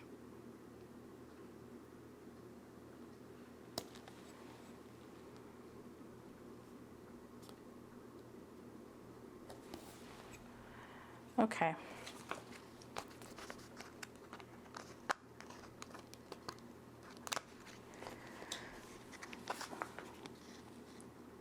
So most of these are going to be too big. I think if you want some that fit perfectly, you might want to grab this sheet because these fit in there.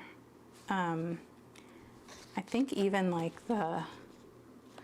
this size is slightly too big, but the next size down fits really well. So I don't know. Those are all your options. They're all going to look cute and just kind of like layery anyway. So like you really can't go wrong with that. I just was thinking I might be able to get one that fit perfectly in there. I think even the Erin Condren months don't fit in there, but let's look at those too. Not that I'm going to use them, but just for you. So if you get the monthly sticker book, each month is going to have like the month on it, and even that is going to like overlap this space a little bit. So if you peel the month off of every one of those sheets and add it, it's going to look really cute, but also it's still not going to fit in there. So if you want something that fits, you're going to have to go with the small fonts here, or if this sheet is still available, grab like this one, I think. Anyway, I'm going to put the rest of these on and I'll show it to you when it's done. All right, all the months are down, and like I mentioned, I want to kind of like finish up this sheet. So I'm thinking I'm going to take the big hearts that correspond with each month and just kind of put them down here to be cute, because I know me and I'm not going to end up writing in that little space, and it'll just kind of give me a way to just make this have a little bit more like fun to it. I can use up the stickers, and then there's still this row of tiny ones at the bottom that I will just transfer into my reusable sticker book on the corresponding months. And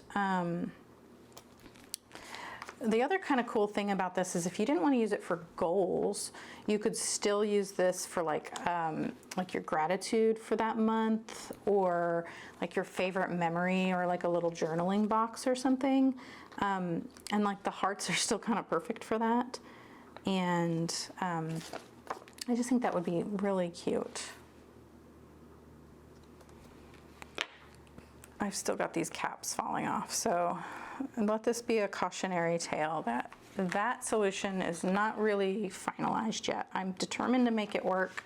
I feel like I just need to do a little bit more like brainstorming on how to fix that. I did try, I can try like the E6000 glue to glue those caps on, but I just want to make sure, I want to see if I need to bend that some more to make it work. I love that this is like whimsical and fun, and it's still using like the Erin Condren colors that I love. I'm just so used to using them. I love the colorway. I love all the colors, and I just think it works. It's like familiar in my brain, and so I love that you know, we've got that. It matches the tabs, and like each color corresponds to the month it goes with, you know. I like it a lot, so I'm happy about that. And then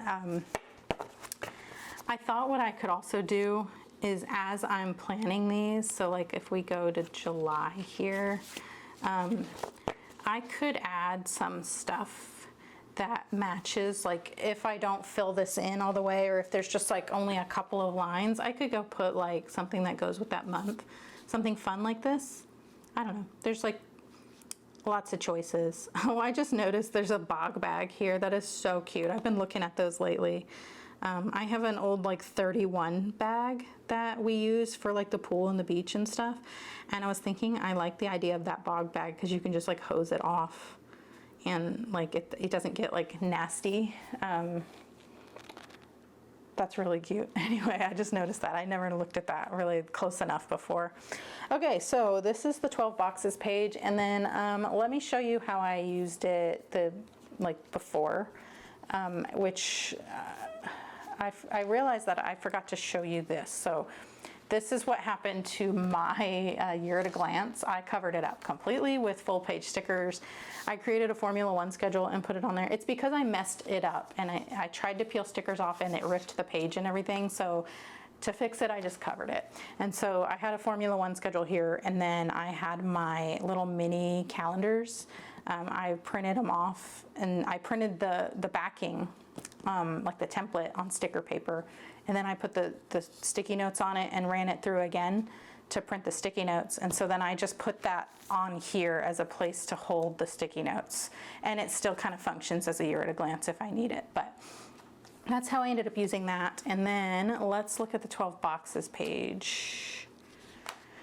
This I didn't really end up using the whole year. And this is this is like my seasonal tasks for my home, like maintenance and cleaning and such. And I did this later in the year, and it's really just like a list version of this. And I just was playing and kind of seeing if that's how I wanted to do it. And then that's kind of what helped me decide that I was going to do it on that like house projects page. And then that way I could use the 12 boxes in a different way. But this is an option, and this is where some of these stickers went. So this sheet, the smallest ones, fit in the 12 boxes. And then I used just some Planner Kate bullet points in the matching month color. So that's just another example of how you could use that. And this is how my current year is set up. And I really like how fun and whimsical it is. And now in this section of the video, I'm going to set up the bones of July, and then we'll do the things in the back, like the back matter. So what I mean by the bones of July is that let's just use August. I have a bunch of sticky notes on July, so let's just use August for the sake of discussion. I change my calendar to a Monday start. So I'll be using these stickers from Planner Kate. These were, just as a reminder, these were A07. If you're just tuning in for part 2 and you haven't watched part 1 yet, I go over all of the stickers I use in that video. So I do want to do just July to show you how I plan to do that for the whole year, and also adding on my week number stickers. And then I do want to show you how I want to use these stickers for my tab pages. I'm all about getting as much function as possible out of my planner. So I want to use these tabbed pages in a functional way without having to add extra pages and stuff to my planner. So I have a notes page here, and I have the tabs page. Now every month is going to have that notes page and the tabbed page. So what I plan on doing with this is adding these perpetual calendars and use this as a way to organize my content for each month. I work with a couple of brands. I'm an Erin Condren affiliate, I'm a Planner Kate affiliate, and also a Cultivate What Matters affiliate. And every month they have different promotions and, you know, new products and sales and such, and I need a way to keep track of all that. And so I have my notes page to write down any pertinent information, and then I thought I would use this as a calendar, like to note specific things that are going on and specific days and such.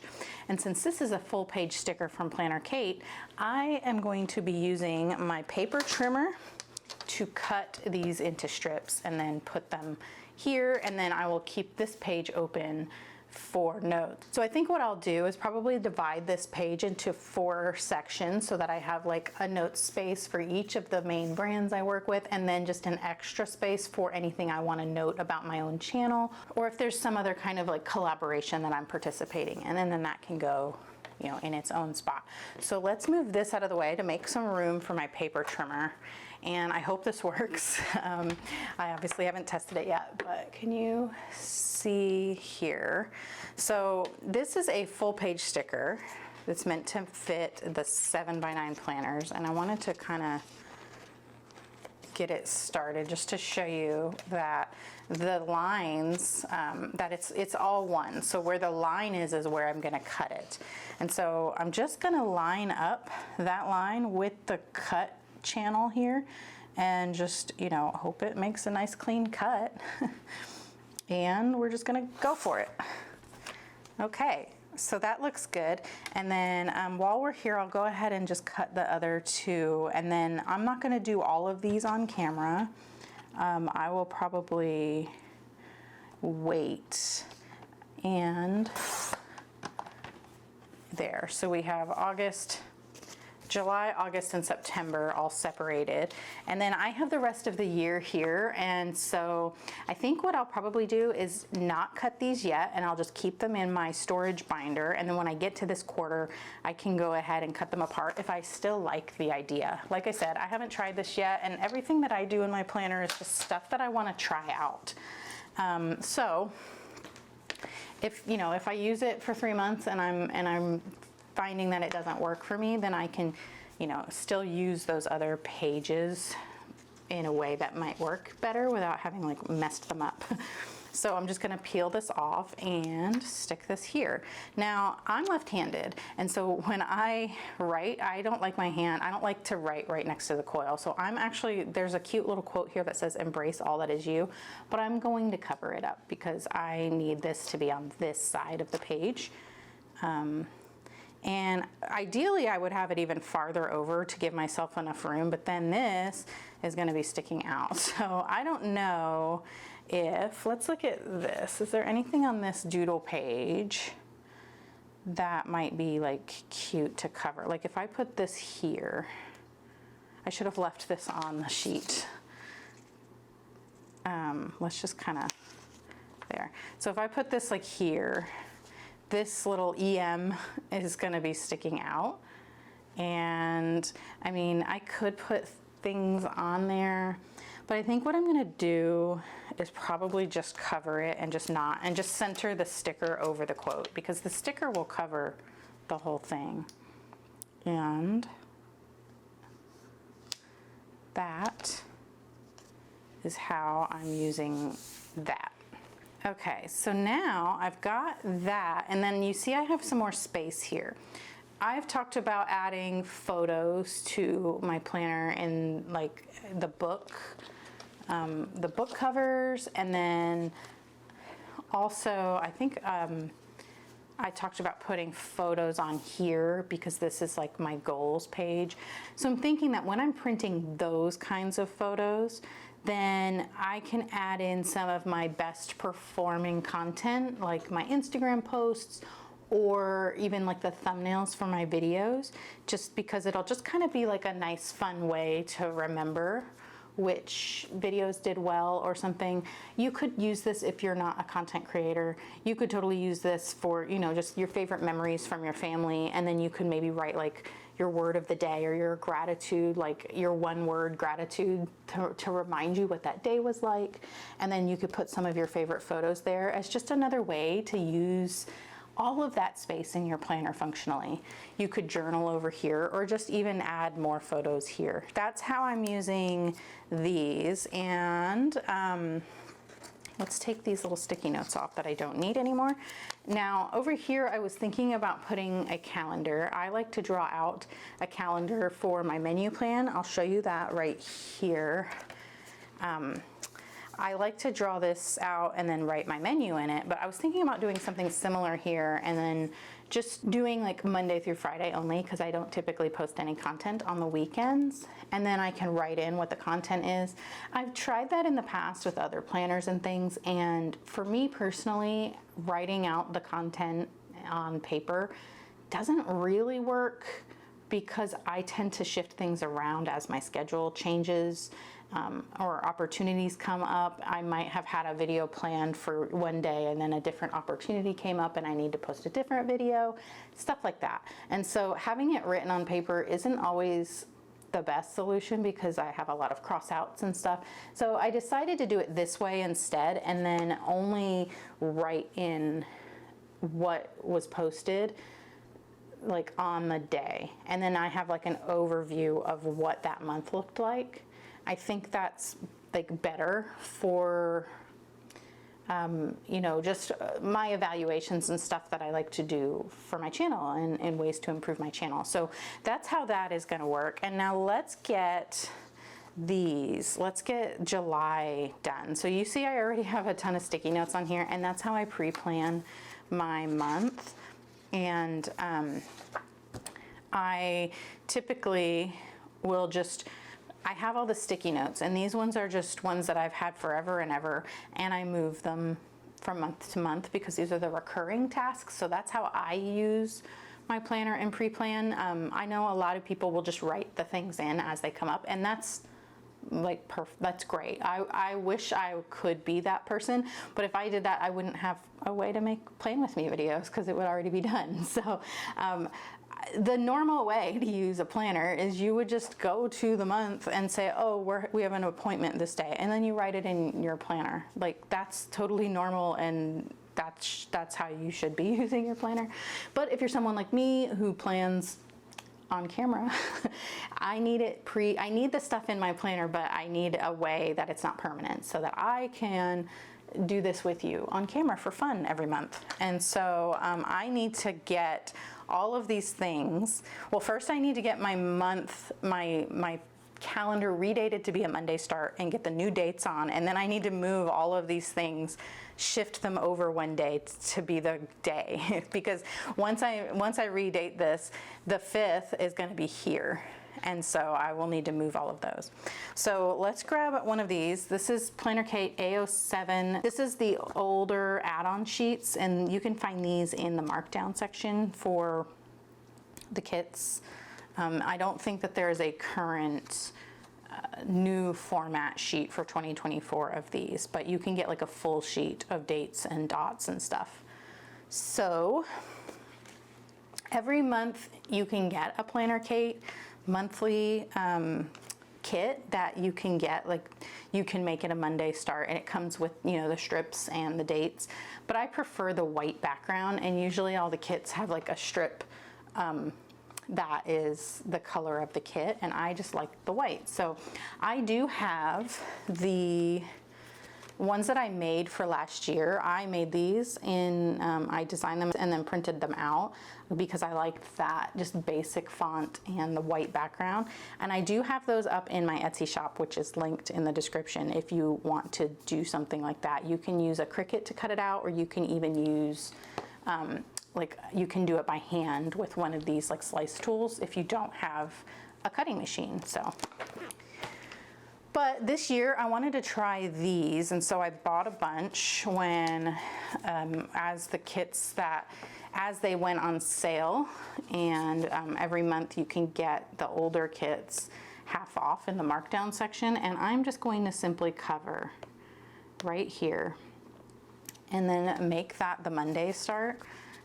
And so the only one I'm questioning is that on Wednesday, that's like the longest day of the week, and I'm wondering if the Thursday sticker is gonna be big enough to cover that. And if not, I can always just white out and it's not that big of a deal, but I think it looks like it's gonna cover it. It's just barely. That is awesome. There's gonna be like a little, let's get this in like here. Let's see if I can't make that just right.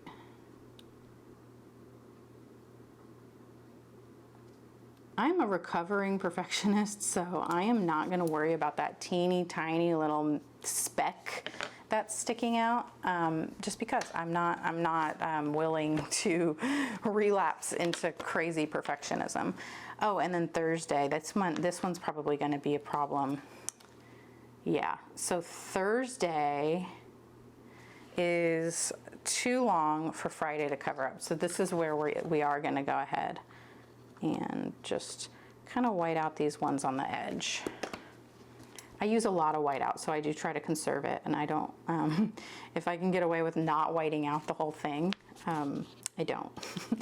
Because I will run through those whiteout things like way too fast, and I'd rather spend my money on other fun things than a whiteout tape runner. All right, so now I know on these two, I'm gonna need to white them out, and I'll just do that before I start putting all the stickers down, just so I can get the stickers down a lot quicker. And then now I need to move all the dates over. So what I like about these is that they're squares, and so you can just put them in the corners, and you don't really have to like worry about lining them up perfectly. And as I do this, I'm gonna start moving these, I think, just so I don't confuse myself. So that was on the first, so I'm putting it where it's supposed to go. And these are, here, we'll just put that there. It's on either of these days. So these pink ones are some movies. The movie theater in the summertime, all the movie theaters do like the summer movie clubhouse kind of thing. And I think it's called something different, like at every movie theater. There's like the Summer Movie Express and stuff like that. Anyway, it's like older kids movies, and they make them only $1, and then you can get like the kids size popcorns and stuff, like discounted. And it's always like a fun thing that my son and I like to do in the summer. We like to find a couple of movies we either haven't seen yet, or we would like to see again, or we would just like to see like on the big screen, and we like to do that. So here it says Independence Day because this was the 4th. So what I'm gonna do is get that, where is the little, I have my little holidays, and this is an old format of the holidays. The new one, I wrote it on here so I wouldn't forget, but this is an old sheet. It's L100, and it's not on the site anymore. But if you like these, you can email Kate and ask for that sheet as a custom, and then she can add it and make an order for you. But there are new holiday sheets, and you can get, it's kit 6XX, and you can get it in 7x9 or A5. And it's kind of confusing because the sheet for the 7x9 size is sheet A5. And then the sheet for the A5 size is sheet A6. But I'm just gonna use these because I have them. And so we need to find 4th of July. and stick that on here, which I don't really need it because, I mean, it says it the 4th of July, but you know, it doesn't say Independence Day. But this says Independence Day, so I'm gonna go ahead and just white that out. And I'm just gonna white out this because it's no longer applicable. All right, so then we just kind of keep going. I don't need this until I do the rest of my year. So let's keep going. And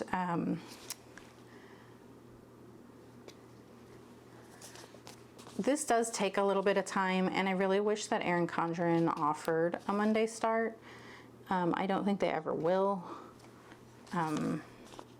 It just doesn't seem like something they would do. I think Monday start is more popular in other parts of the world and not in the United States, and I'm sure a bulk of their sales are from the United States, and so I just don't think it's something they're interested in doing. And so because of that, I'll just be doing this from now on. And I like it, and I think it looks good with the white background because it's not busy. And a lot of times I'll get comments where people are like, why would you spend so much time doing that?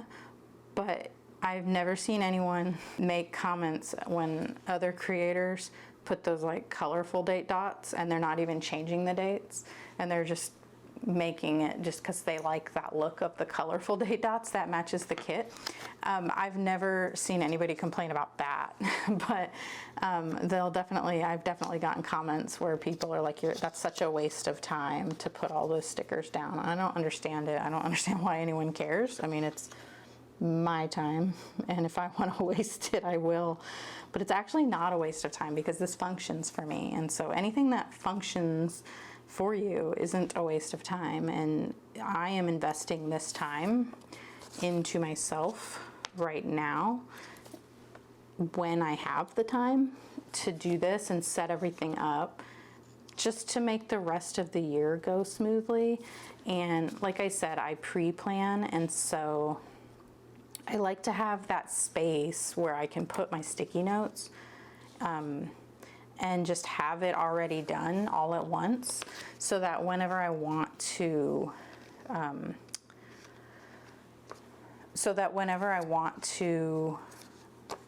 check my calendar for something, it's done already for the full year. It does take some time, but you know, we are planner people and we like playing with stickers, so it is a little bit confusing to me though as to why anybody even cares that I do this. Like, if you don't want to do it, you don't have to, but you also don't need to, I don't know, make weird comments to me about it. And all those weird comments, I actually like, I don't delete them, which I have the ability to delete them, but what I do is I just hide the user from the channel. Like, if someone finds it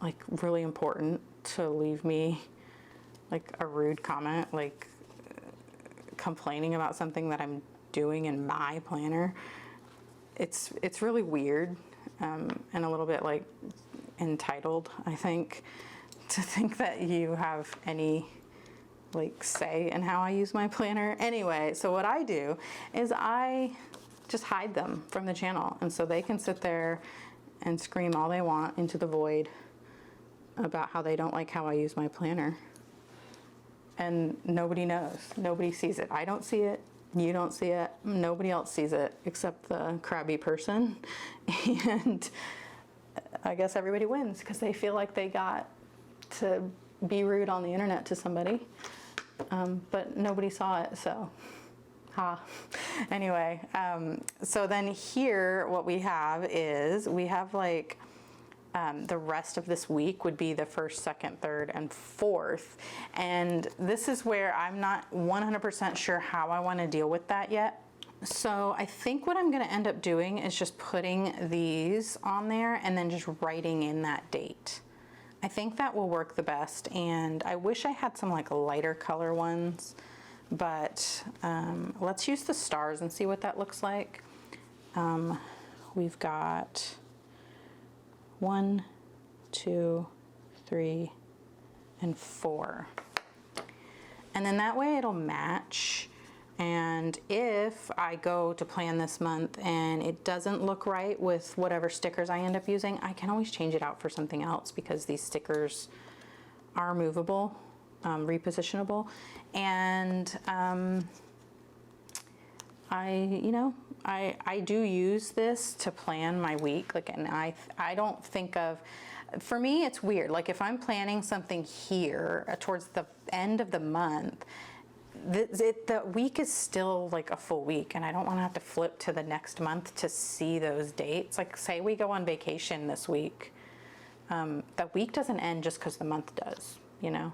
And so I do need to have those on there.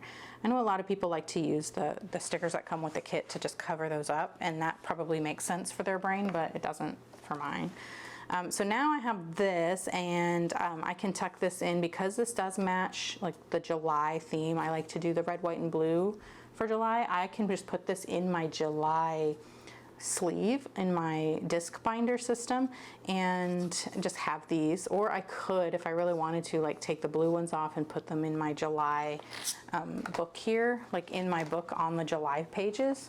I could do that, but I am not going to. I'm just going to keep this stuff together and put it in the month that the color matches. So that's how I do that. And then the last thing I'm going to do for this, let me just kind of fix these here. Okay, so then the last thing I'm going to do to set up my month is I'm going to use one of these long sidebar sized and shaped sticky notes. And let's use this one because it has some like red on it, and that matches with like the red, white, and blue. These are really old from Erin Condren, and I don't think you can get them anymore. Sometimes they bring them back during warehouse sales and they're only like $1. And so I like to like grab a couple more packs of these when that happens. But really this is the only time I tend to use these. So these are just so that I have a spot to jot down any notes, like if I need to scribble something out when I'm pre-planning, and then I can do that and have it there ready to go when I flip to that month. And it's not like gonna be permanently writing on my page, and then I can, you know, add that stuff as needed as I plan that month and confirm everything for the month. So that is how I have my month set up. And then here I'll just kind of talk you through what I think I want to do here. I want to have a spot for any kind of like family. For July, we're in summer, so there's not going to be any school notes, but just any kind of school or family related notes that I need to take. And this will be where I transfer my goals from up here. So I'll have the goals for the year here, and then on my 12 boxes I will have determined which ones I want to focus on, and then here will be maybe either just copying this from here to here just as a way to solidify it in my mind, or maybe if there's some specific tasks, like if I'm focusing on one specific goal, I might write that up here, and then maybe there's like 4 tasks I can knock out that have to do with that goal or project or something. So that's kind of what I'm planning on using this spot for. Here I want to list out which books I'm reading that month. I don't know if that's going to be enough space, but I might end up just using it for which like physical books or ebooks I'm reading, or maybe it will be a spot for like a self-improvement book or something. I don't know. It's just a thought. To save this space for reading. And then down here I'm going to have Formula One. So I'm a huge Formula One fan, and recently I had asked Kate to make us some BW icons for checkered flags because I love racing so much, and she did, and they are up on the site. This is BW 123, and they are the cutest little checkered flags that match that BW icon format that I love. You can see that I have a ton. I love, these are my favorite icons of all time. So I'm so happy and excited that we finally have Formula One. And I also have some washi tape that I believe came from a set off of Amazon. That's like, it looks like the checkered flag. And this was just something that I did. So you're gonna see this whenever I actually do the plan with me for July. So I'm not actually gonna do it now, I just wanted to show you. So basically I'm gonna write out my Formula One schedule for each month, and it's gonna be down here in this little dot grid section. Last year, I had printed the schedule on a full page. I made this and then I left space to write in the times for my time zone. And I didn't really like it, and I also didn't like having to go back and forth to find it. And so I decided this year I'm gonna try out just doing it in my each month. And then that way I will have the times for everything, because I kind of just want on my month to use my checkered flags to mark, you know, which race it is. So Silverstone is probably around here, right? It's always around my birthday. Let's see.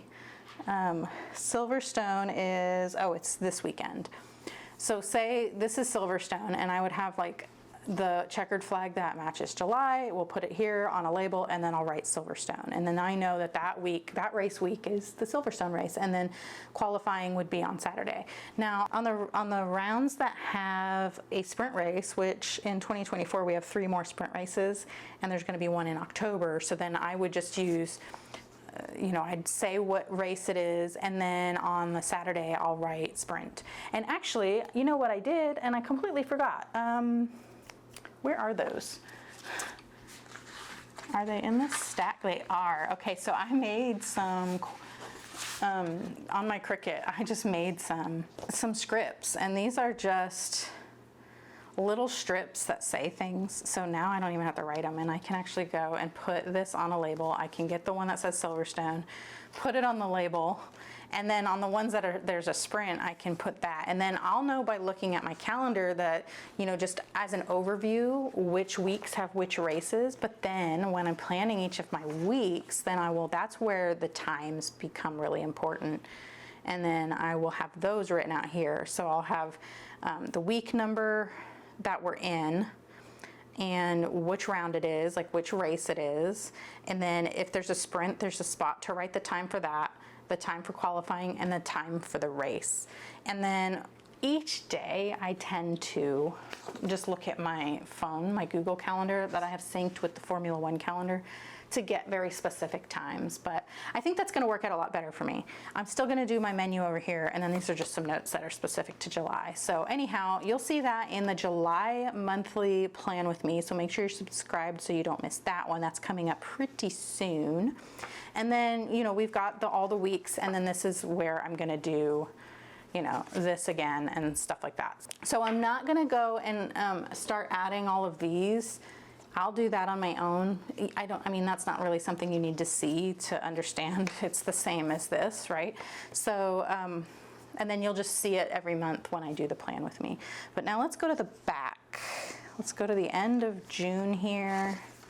And I have recoiled this. I cut the coil, recoiled it, and took some things out. So there's normally a tab here that says notes. I took that out and added a plain piece because I didn't want that tab. I'm gonna put my own tabs in. Oh, you know what we didn't do? We need to go back to July. Hold on, this is important too. We need to go back to July and put the week numbers in. I'm getting ahead of myself. Let me find the rest of these. I think we're gonna use this one because it's gonna have,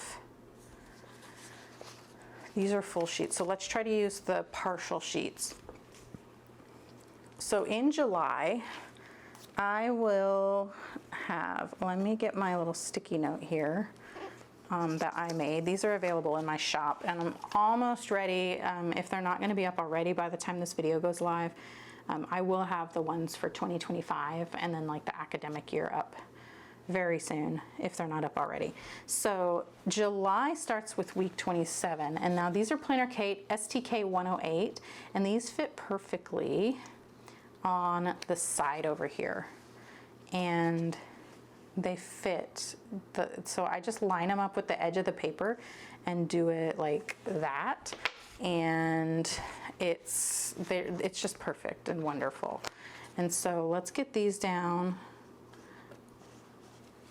It doesn't really even take up that much space. I don't have like any problems using these Monday boxes at all with these stickers here.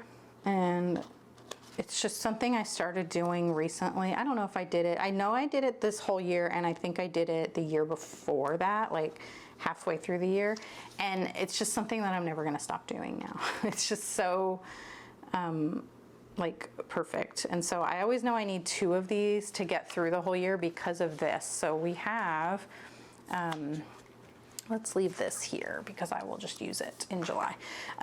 So here we have week 31, and week 31 is also in August. So that's why we needed like an extra sheet. And so we need to also put week 31 right here, you know?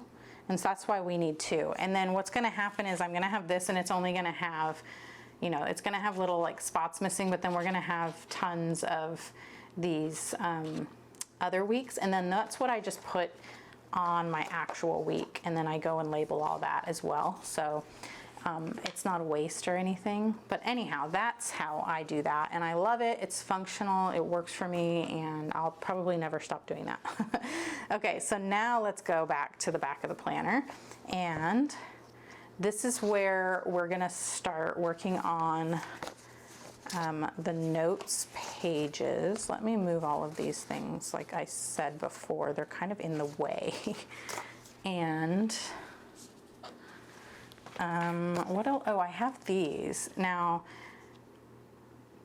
these are gonna go on, I'm gonna, just like I did with the monthly, like the 4th of July one, if there's a day where one of the daylight savings or like the seasons begin, I'll put those there too, because those are printed in the planner. Let's see. We've got autumn begins here, and so it's gonna end up being here. And so whenever I redate this one, I'll put the autumn begins sticker there, just so I know. And even if it ends up not matching the spread and I wanna move it, at least it'll be on there for when I do plan that month.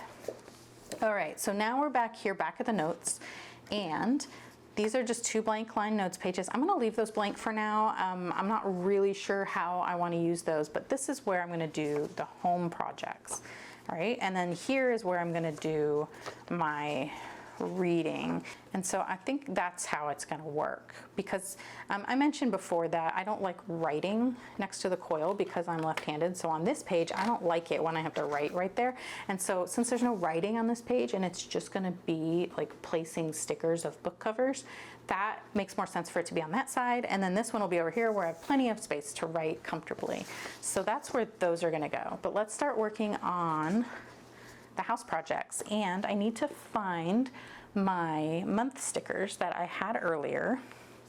Now I think those are all over here, and I should have had a better system set up before I started filming, a place where I could put everything so it wouldn't get lost. But now I have these month stickers, and I want to put the month here, and then I want to basically put out all of the things that I like to do for each of those months, like the seasonal cleaning and home maintenance and stuff. And I think right away I'm already wanting to do the colorful ones, and so these are just gonna get put away. I think at the beginning of my setup, I talked about having just a space for notes here, but I'm also kind of thinking I want to have like a cleaning,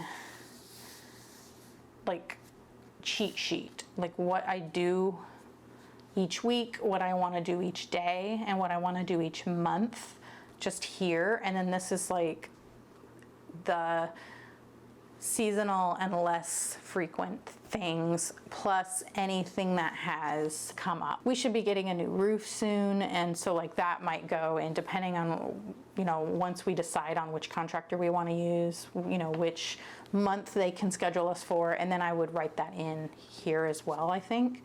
And so I think what I want to do is I had the cleaning here and the projects here, but if I'm going to be writing out all the cleaning things, I want it to be on this side. So I think that's what we're just going to switch. So like that and that. And then this will go on this side, and there's not much writing on there. Once I get this filled out, I can write it all on here before I put the sticker down. So I think that's what we'll do. So let's get that going, and then let's decide, we're going to use these. And I'm thinking I want to use, do I want to use the cursive ones or like the scripty ones? I think I'm going to use these ones because I feel like they take up a little bit less space, and I want to put them like in the pitch of the roof. Like, is it the pitch, the peak? I don't know. Oh, and we want to start with July because I'm on the academic year. So I want July to be first, and I need to be mindful to put them in. Where's I need to get a ruler. I just want a nice straight edge, and I want to line them all up. I'm just using like where the thing hangs down, where the roof hangs down, and I'm just lining this up across. And then that way there'll be enough room for like the longer months, like September. And then I'm just gonna do my best. Yeah, so July, August, September. Because there's 4, it's not like a quarter. If there were only 3, I would do it by quarter, but since there's not, I'm just gonna go in order this way. So I'm not pushing these down all the way in case when I turn it this way, I realize one's not centered, and then it'll be easier to fix.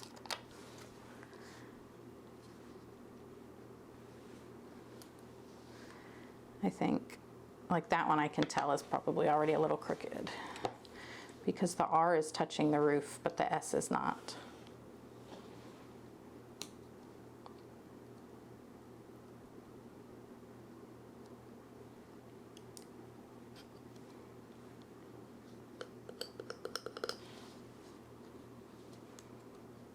It's hard to do this when I have I'm mindful of the camera being right there, and it's hard for me to not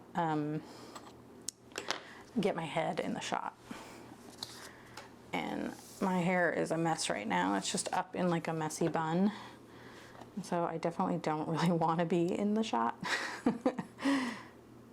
Not that I don't think anybody would care, but you know, it's just me being self-conscious about it. This doesn't need to be this difficult, and I need to definitely stop being a perfectionist about it. All right, I think that's good. So like July, August, September. I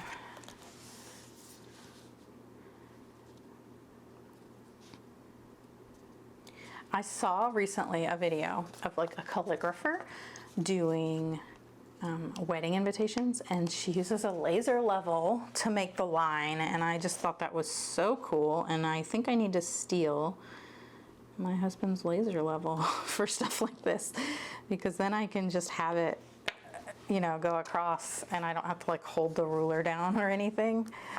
I don't know, is it that serious? No, but would it be fun? Yes. Okay.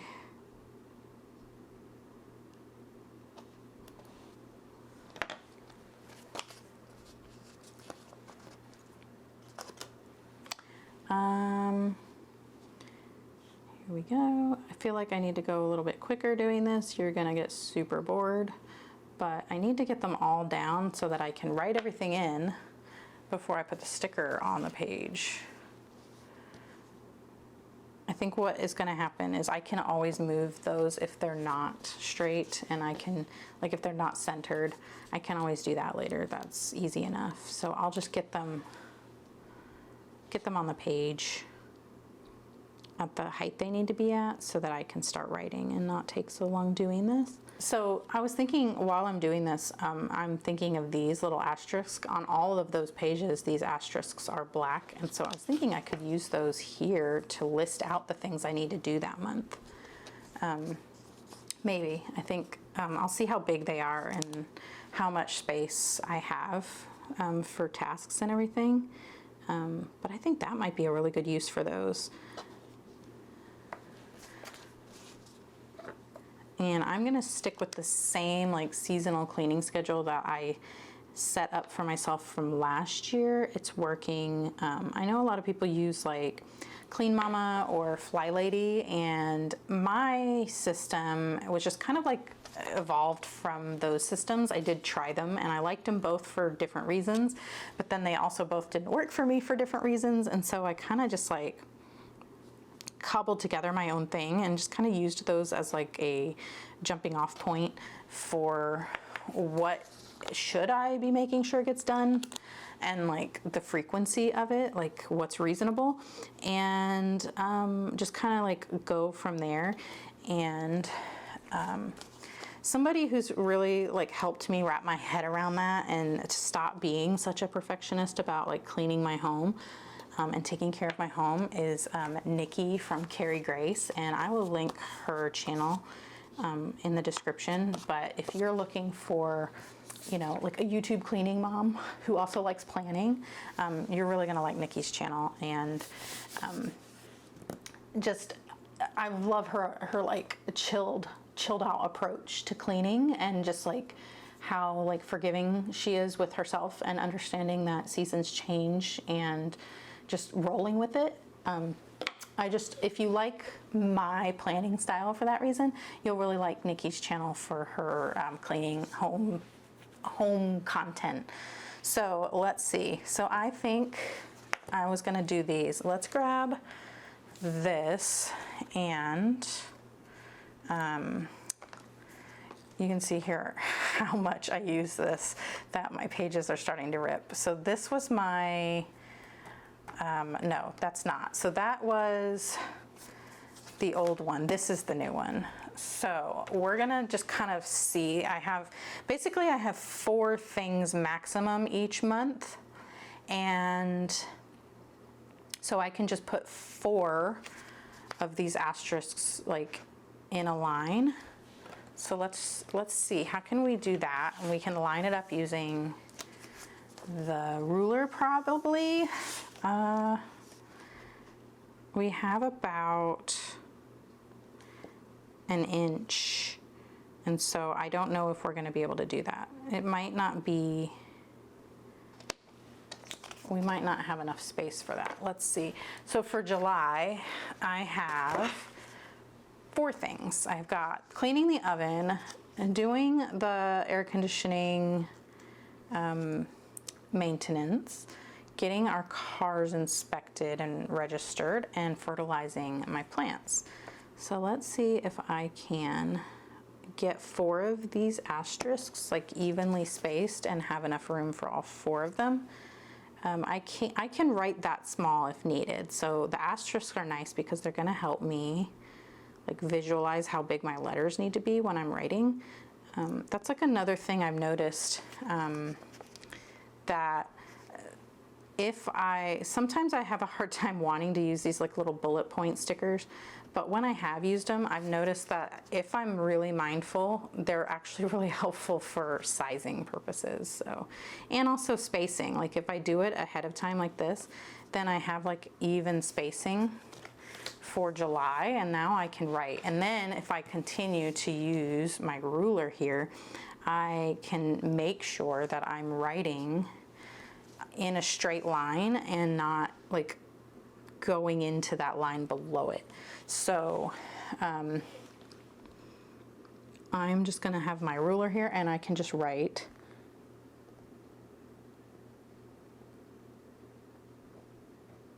oven.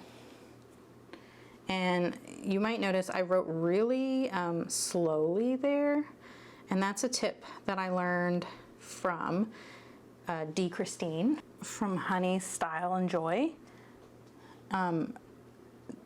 D is just like, her handwriting is just to die for, and her brain dumps. It's like, I always talk about how my lists, if they're messy and chaotic, then I feel messy and chaotic. Like it transfers to how I feel about those tasks. And these lists are like so perfectly pretty without being like over the top, like decorated. Like it's the perfect combination of function and like deco. Anyway, if I had lists like hers, I would never ever feel like stressed by my lists. But anyway, her tip for handwriting, because her handwriting is like gorgeous, is to just slow down and think about it. And then eventually you'll get to the point where that's just how you write. You just write normally, very like pretty. And so those are goals, goals for myself. I do like my handwriting. Even when I'm kind of scribbling, I don't mind it, like it's fine. But when I'm doing something like this, where I'm gonna be like referencing it like the whole year, I just want it to look pretty, you know?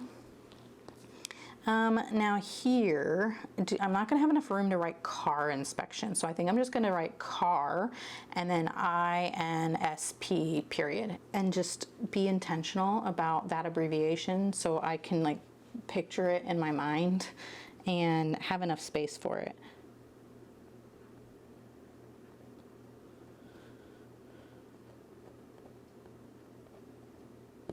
Car inspections. Okay, and then the last one on July is fertilize plants. So again, I did abbreviate it here, but I'm gonna do that same abbreviation with fert, period, and plants.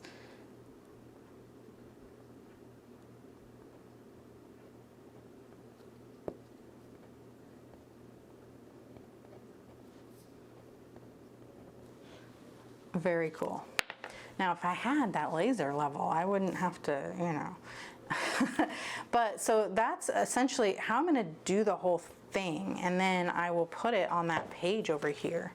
So I think what I'm going to do is turn off the camera, because there's already so much footage and this video is going to be so long, and my camera is not going to be happy with me. I'm going to have to recharge the battery and empty the SD card if I keep filming this. So I think what I'm going to do is finish the whole year, basically using my 12 boxes from my previous planner to, I'm just going to copy these things over. And I think what we're going to do is I'm going to add the 4 asterisks to each one of these. So even if there aren't, like in August, I only have clean the dishwasher for August, and then that way, if something comes up, I have a space to write it in already, and I don't have to like dig around looking for these stickers. So that's what I'm gonna do, and I will come back and show it to you when I'm done. Okay, I'm back with my completed house projects sheet, and actually it's the next day. I had to go pick up my son from camp, and then we had a bunch of stuff happen and I couldn't continue filming, but this is the next day, and I want to show you what I did overnight. I did all of the dating of my planner with the little, you know, the date dots and stuff, and added all the week numbers, and I pulled this out, which I didn't originally use. If you remember when we did the July page, I used the stars. I'm trying to find which one I used. Yeah, so I used some of the stars and wrote the dates in on that, but I decided to go ahead and swap those out. I forgot I had these, which is the same as the little bullet points on these sheets, but it's in the Erin Condren colorway. I have it in the bold, and this is the muted. I thought, you know, my black pen would look better on the muted. So I removed those stars and redid them in the July color, and then I went ahead and did every month. So you can see here, without all of my planning mess, kind of like what the month is gonna look like here. You know, I've got the dates that, the printed holidays and important dates and stuff that no longer work with, you know, this date, the Monday start dates. I had to wipe those out, and then I added my week numbers, and I've got my little sticky note here on the side, so I'm all ready to go for pre-planning. And then here you can see where I've added the, I had those little sheets, those little sampler freebies of the holidays and like the seasonal things. And so I just went ahead and added those. And what I like is that they are planner Kate, so they're repositionable. So like this doesn't match the purple colorway. And once I start planning this month, if I feel like this just clashes or just looks bad, I can always fix it later, and I'm not really worried about tearing up the planner. So yeah, I did the whole year, and like you can see here, I've got those like homemade date dots, I guess you could say. And I did want to note, like if you notice here, November ends on the 30th, but then I have the number 1 here that matches these, and it's not in the bullet point here. Well, that's the 1st of December, and that's on a Sunday. So the way I did it was I decided I didn't want to have a whole line, like the whole row of dates be just like empty, because basically I'm going to be planning my week here, and usually by Sunday I've already kind of moved on to thinking about the next week, and I really only need the plans here just to remind me what the end of this week is going to look like. And so I don't really need the first to be on this row. And so I decided to just go ahead and leave that off and start here on Monday the 2nd, instead of having like the first here and then the 2nd, 3rd, 4th, you know. That's how I've done it the past couple of years, and that works for me. That's never caused a problem at all. I did it in another spot, and I thought I would show you here as well. So on February, we have week 9, and February ends in week 9 here on the 28th, and then I use the 1st and the 2nd from the date dot sheet. And we don't need the 1st and the 2nd here. Really, the only thing in our lives that happens on a weekend, like 90% of the time, is Formula One. And so by then I'm not actually like looking at my planner to figure out my plans. It's more just so I can have an idea of what's going on that week. And so that works really well for me. And then down here, because I was able to, you know, take the 1st and the 2nd off and put them on February and just kind of ignore them for March, I was able to free up this row for the 31st. Instead of having those like little split dates here, you can see probably that I whited out the line where it splits. And so now I have a full square for each day. And so that's how I did that. And then I don't think there's anything else. Oh, this is, I had already put my whiteout away, and I need to wipe this out. So Mother's Day is not on Monday the 12th, it's on Sunday the 11th. And I wrote it here on my sticky note because I don't have a sticker for that. And the same with Father's Day. So there we go. Father's Day is on Sunday the 15th, and so I wrote it here on the sticky note. All right, and that is how I fixed all of that stuff, and I just have all my like empties here just to show you how that worked out. I try to use up the whole sheet, and so when I have leftover ones, I try to remember to try to get the whole sheet used up, but I don't know, I'm gonna have these in my thing for a while. And then these ones I'll use to go ahead and put my week numbers on the weeks. And I normally do that in my monthly planner because that one's not dated, right? My weekly spreads, I make all of those, and so I need to kind of reserve a page for each week. But in the life planner, it's, you know, we've got everything here, and I still want to include the week numbers. I just don't really need to ahead of time like I do in the monthly planner. And so like if I'm trying to put a sticky note or something on the 30th, I don't need to count pages. I can just open it to this and put it there. So I'm just going to save putting on all of the week numbers on the weeks for when I actually plan that week. And now these are the leftovers from the dates and dots, or whatever these sheets are called. And so what I will do is I'll probably just cut most of this off, and put this in with like my July stickers. And then any of these that I have a matching kit for, like I know some of them I did buy the matching kits, and if I have those, I'll just put them with that. And if not, I think I might put them in with like my deco maybe. Like I know I have this kit, so I would put that with that kit.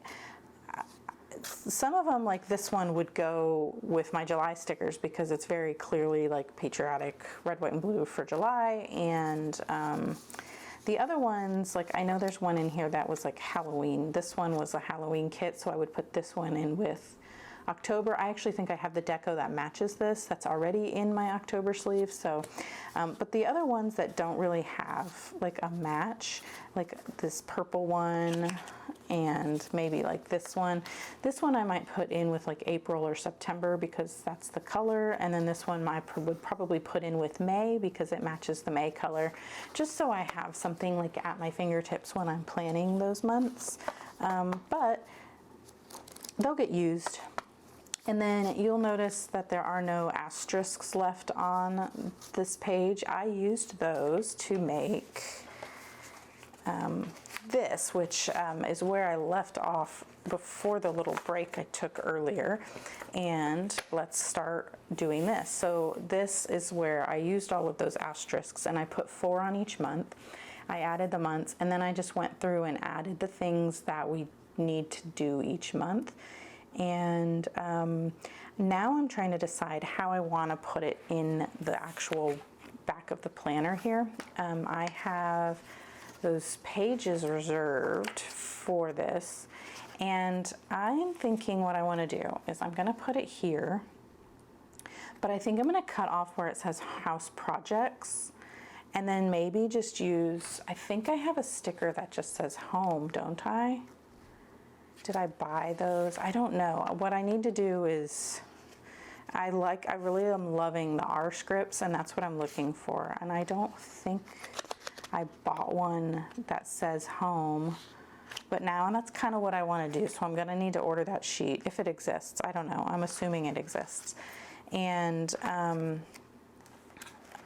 mean, I do have these ones that say home, the header scripts or the HDR labels. And I could do cleaning because that's kind of what this is. It's like my cleaning. But I don't know, because basically both of these is going to be cleaning. So I could use the cleaning here just to mark what this page is about. And then this is going to say, this is going to have just a breakdown of the things that I want to do daily, weekly, and monthly. And it's more of as a reference sheet. It's not going to be something that I'm actively like checking off. It's just a reference sheet.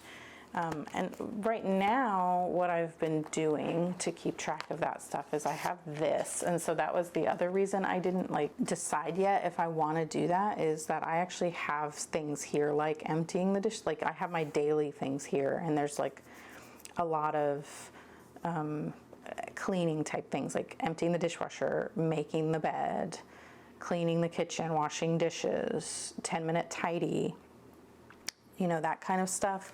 And so I don't know if I need to have that here. I do want to continue using this. I like that it's something that I can take out and just have, you know, next to me when I'm planning, and whereas this one is like a sheet that I have to flip to. So I've actually considered putting this even on a coil clip, but it's been fine back here in my pocket as well, because even if I had it on a coil clip, I'd still need to take it off the coil when I'm planning, right? Because it's in the way. And but that's just an option. I was thinking that I could even laminate this, and then I could write on it if there's something I needed to add. You know, just like a brain dump or something, I don't know. And then I could reuse it. But for now, this is working great. I don't need to change it. This is a wild card like we used here.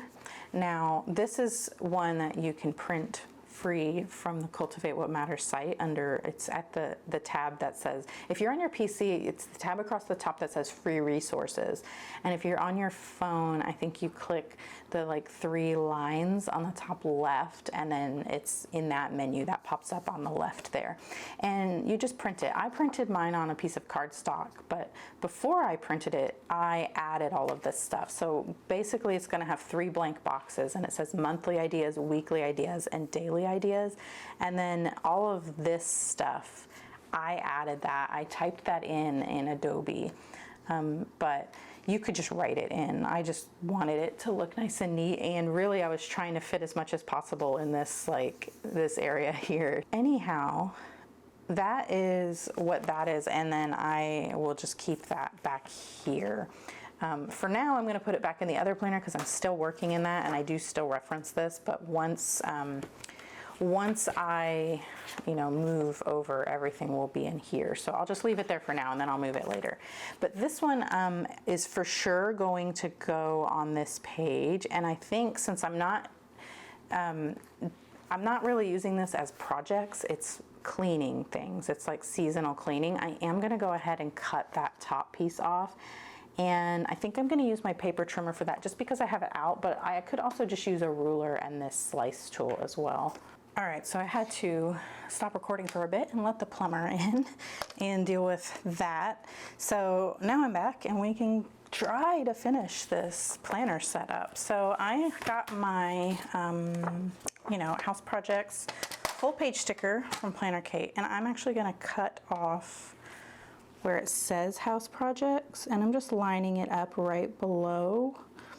And okay, it's not gonna cut through the tops of my roofs here. Okay, so I cut that off because this is really just cleaning, it's not projects. But I will add projects to this if we have any. Maybe I'm just being a little too literal with it, but that's kind of just how my brain works. And so I can always just put this on there if I decide I want it to say house projects another time, but I think this is what we're gonna do. We're gonna put this here, and then we have a space up here to put a piece of washi or something, and like a header that says like maybe seasonal tasks or something like that. And the way I'm gonna do this is, let me line up I just want to see if I put this directly on this line, this top line, it should hit the bottom here. So that's how I'm going to line it up. Although really I should start from the bottom just to ensure I have the space I need. Let's do that. Let's start from the bottom. So I like to just fold up like an inch or so, just so the whole thing isn't sticky, and then I can line it up. And I'm going to put it literally right at the bottom of the paper. I'm just trying to leave as much space as possible up at the top for a strip of washi or something. There you go. But if you were just going to use the full page sticker like I'm going to with these reading ones, you wouldn't need to do that. But then I'm just going to go like this, and really you could, where's my ruler?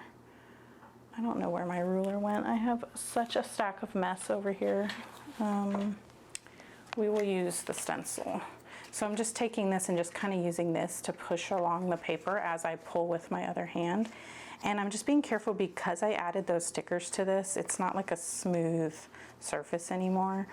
So I'm having to kind of like lift up on my ruler a little bit to get over the edges of those stickers, but it's still going down nice and smooth and not having any bubbles.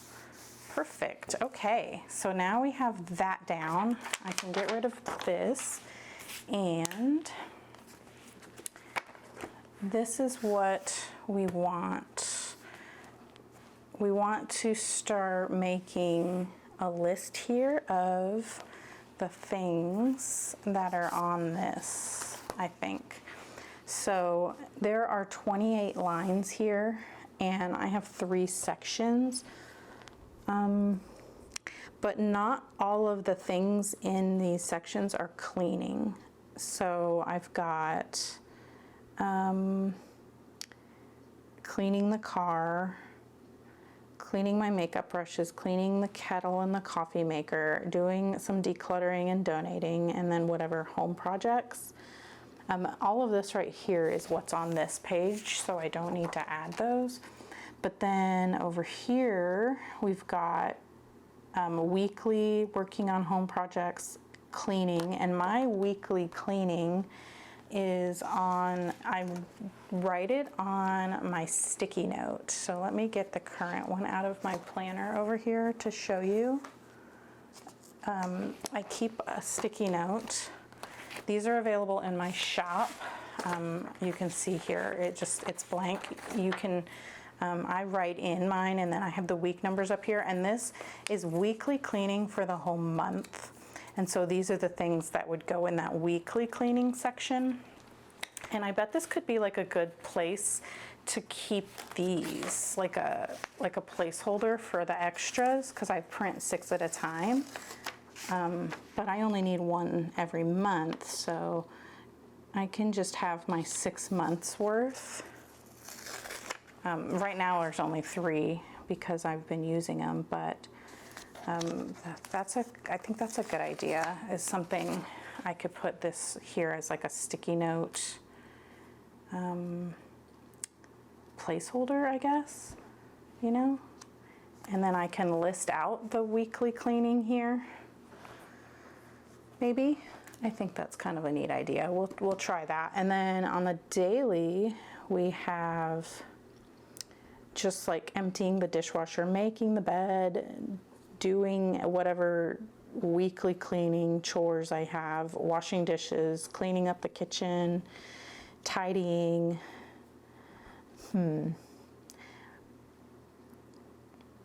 So I think what we're going to end up doing here is probably not filling this out in this video, just because it's already so long.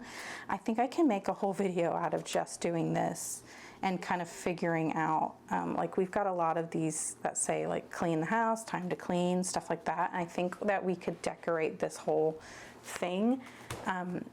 But just basically we're having this be the placeholder for those notes pages.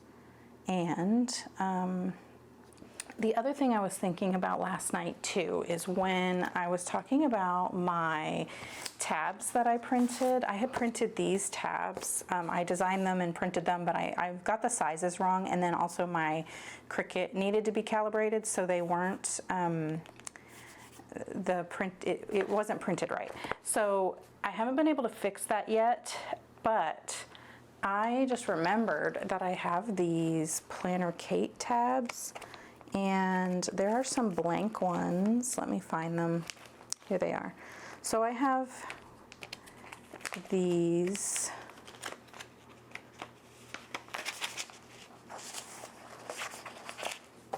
These are Planner Kate PK107A. And then PK106A. These are meant to cover the tabs on your planner. And there's all different colors and stuff, I think, but I have the EC Bold and the EC Muted. And I'm thinking I might use these. But I have to be sure, because I don't think these are removable, because they're not that same sticker paper. They're kind of like slick in a way. I don't know, like almost like a vinyl sticker maybe. I'm not exactly sure what material they are, but if I use these gray ones at the bottom, and I'm thinking about making top tabs or bottom tabs. If I do bottom tabs, I prefer bottom tabs for turning, but I don't know, those might stick out too much, whereas at the top it doesn't really matter. I don't know, it might work. And then I can just write on them and write over this white and just say like reading, home, and then whatever else. Let's try that. Let's put the tab on. And then what side of the paper would I want it on? Like for a 2-page spread, do I want it to be on this side or this side. I think if I have my planner closed, or not like closed, but say I'm like working here and I'm like, oh, I need to look up my cleaning, I could go like this and it would open to that page. So yeah, it needs to be on the left side of the spread. And then I guess I should write on this with a Sharpie. Where are I have ultrafine Sharpies somewhere. Are they in here? What's in here? They are, here they are. Okay, so let's get, I don't have a black one. Let's just get this dark gray, I think. Either that or there's navy blue. Let's go with the dark gray. And I guess we're just gonna try it. Oh, I could also use a sticker. Let's see what if my scripts will fit on there. So we need one that says reading, and I have these are scripts. And I need one that says cleaning. What do I have? I have this one that says clean house. This kind of small, but I need two. One for each side, you know? And I don't think I have any for reading that match, and I want it to match. Let's see if this fits. And I need to get the cleaning ones out of here because these ones are gonna have like the black or gray or whatever, the neutral colors that I didn't add to. Oh wait, would these fit on there? I don't have reading on this one, but I have like home and I have meals, which I was thinking about having a page for meals.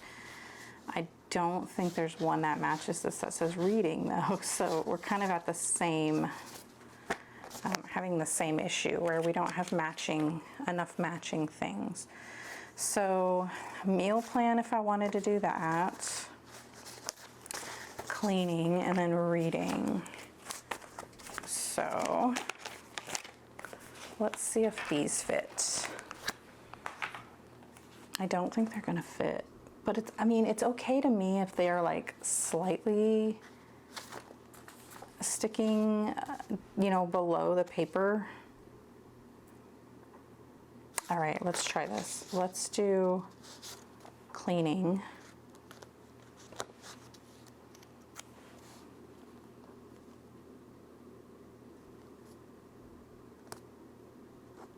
And then just see how it looks, you know? It might look terrible, but this is us trying things. Oh, I need to use my tweezers so I can see and line it up right. All right.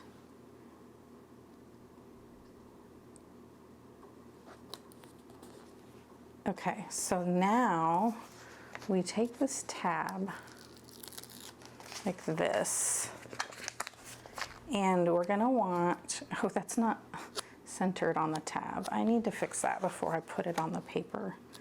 Why didn't I notice that? Okay.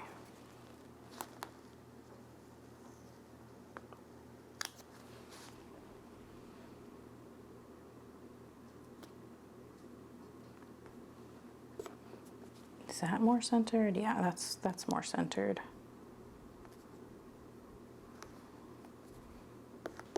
Okay, now we take this and it's gonna fold this way. And I just wanted to kind of start the fold before putting it on the paper, just so I know what I'm like working with. And there's a little notch at the edge so that you can kind of see where it needs to be folded. And then I'm just gonna carefully, let's like put this in between so that if it doesn't just like completely stick if I mess up. I mean,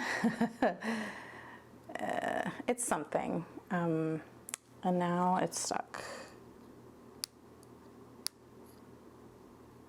What am I doing? I'm just kind of sliding the tweezers through. maybe this was a mistake. Maybe don't do it like this. We'll do the next one different so that it's not such a chaotic kind of thing. Okay. We can make this work. We can make this work. Okay, okay. All right. Now I want it to be, so if I'm opening to this one, it's going to be, the first one should be on this side. Okay. So how do we want to, I just want to like match it. There we go. Okay. I think there's probably a better way to do this, and I'll do the next one the better way so that I can demonstrate that, you know, better for you.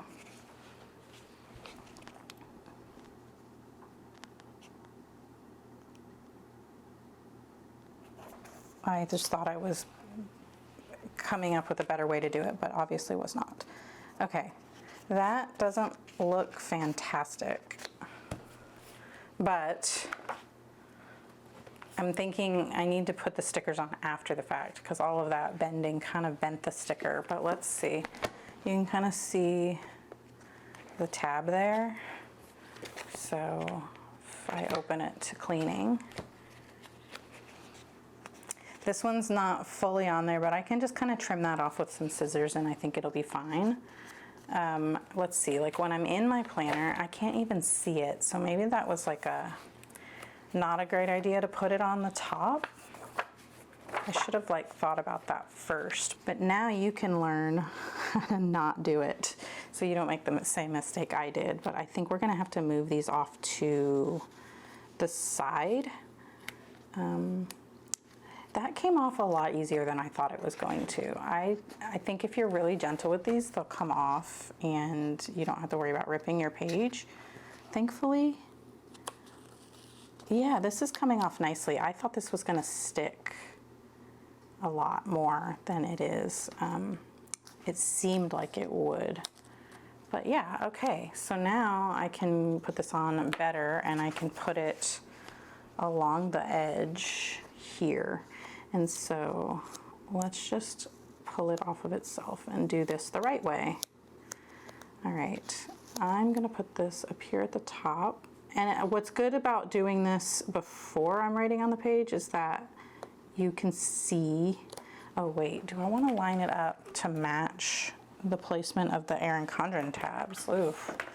These are the things I don't really think about. I'm glad I thought of it. So we want it to be basically like right at the top. And then where the color is on the paper is like, that's where where the color is on the sticker is like gonna stick off of the page. Okay, I think that's good. And since we saw how easy these were to take off, I think that is, if I don't like these, I can still make some like bigger ones, or I can print some. I don't think Kate does custom ones. She does customs, but I don't think this is something that's offered as a custom, so I don't know. Okay, let's see. So say I'm working in my planner, like we're like at the beginning, we're in August, we're working on the planner, or this is October. I can't see it, but also I can't see the other months either, so that's not a big deal. But if I know to go to the end of my planner, I can see it sticking out here, and I can see that it says cleaning. It's not the best, but I can always get smaller scripts or even make my own on my Cricut and put those there, or I can just write it. For now, I'm gonna leave these R scripts because they work and it kind of gives you the idea. But yeah, let's put the other ones. So we've got the cleaning section, and then we're gonna have the reading section. And the problem with this is that I already put this down. So now when I put that tab on, it's gonna cover that, but luckily this is easy to peel up. So I'm just gonna gently peel this up. Let's peel it from the top instead, because we need like this space open. Or maybe I can just shimmy it under there. Let's see. can I just go like this, get this started, and just shimmy it under there without really pulling it, and we need it to start like right here. So let's grab this other one here. We're not even gonna fold it yet. Oh shoot, I already lost the spot. I should have like made a little mark.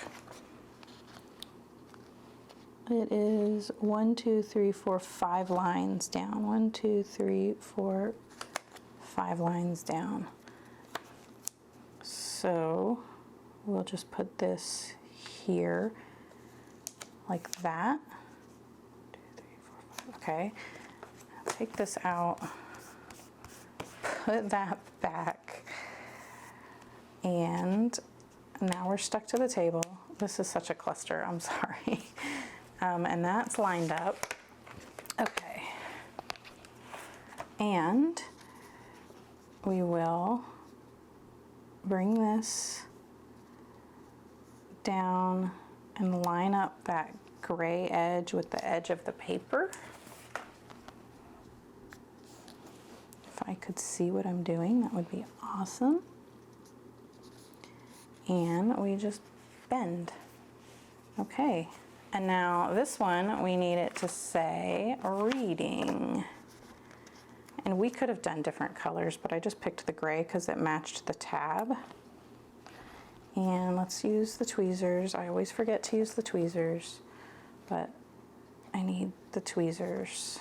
Actually, we'll just use this, but we'll use the tweezers on the other side. Kind of centered as much as possible. And we need the other side for it to say reading. And we'll center it here. So now you have cleaning and reading. And let's put the big stickers down, and then we should put the other one down before we put this one so that we don't have to peel it up. So let's actually do that first, just to have it done. And let's see, this one is here, so this one's gonna need to be, how much space do we have between these two?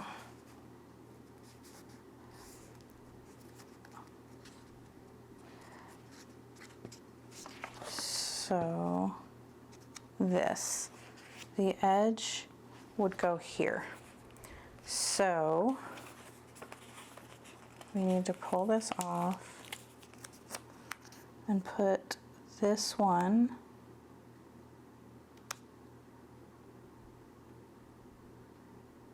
right here. Okay, and that's in the right spot. Okay, now we get this side down.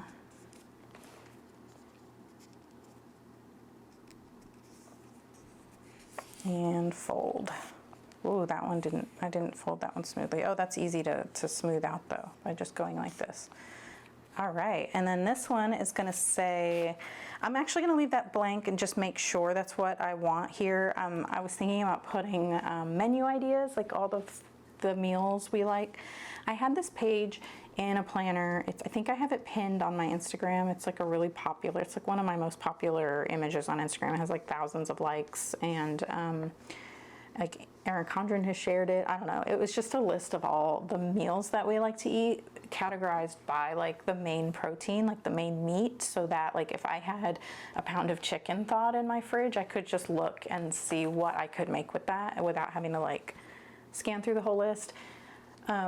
Because that's how my brain works with figuring out meals, is like looking in my freezer, seeing what meat I have, and then I can plan my menu around that. And so I like to have it categorized that way. But anyway, I'm thinking I might do something with meals here, but just in case I don't, I'm gonna wait and not put the sticker on the label. But I do want to get these big stickers on, and then I think we'll be like pretty much done with the setup as much as I can for now. But here's how I'm just gonna do the full page sticker. I'm just gonna, you know, bend the top. I'm gonna line it up, making sure I'm like up here at the top. And then we're gonna secure that strip of adhesive that is showing. And then this one, we'll just be able to just pull and smooth as we go. This one doesn't have any like stickers on it yet, like the other one did. So I don't have to be as gentle about not, you know, running over those stickers. So there we go. That was super easy and painless. And now we need to do this side. This side is going to be the reading log, and we're going to measure from the top again. So let's just do that real quick. There are so many of these full page stickers on Planner Kate. They're in the STK section. I think they're in like the vision board section on the site. I will link where they are, but I think if you're just browsing the site, I think they're under like other stickers, and then like vision boards, I think is what the category is. And I'm just trying to make sure I'm not covering that tab completely. Yeah, I think that's where they are. And I think you can also just search like full page stickers. But what's really cool is when the STK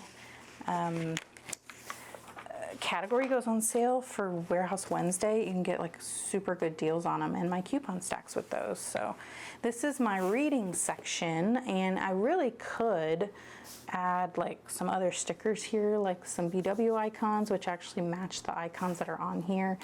But I think I'm just gonna leave it. But there's some space here that, like, if you have some like Planner Kate washi, I think that's like, that'll fit there. So like you could decorate that even more if you wanted to. But I think I'm just gonna leave it. And then, yeah, so then we have those. And yeah, like I said, the R scripts aren't perfect for this, but I don't have any other scripts right now that fit that all match. So we're just gonna call it there. And then because I can take these off of the sticker, I can just switch them out later if I wanted to. And I think that is everything, isn't it? Let's see. Let's do a little flip through of the whole thing. Let me move some of this stuff out of the way. And we'll make sure that we have everything. So we have, oh, I didn't do the covers. I actually want to change out my cover. You know what we'll do? I'll change my cover like I always do in the July monthly plan with me. Yeah, so because of that, I'm not gonna add all of my sticky notes. I usually have like sticky notes on the dashboard here. I'll show you. Here's an old cover. I use this as a sticky note dashboard for all my pre-planning sticky notes, and I usually put them there.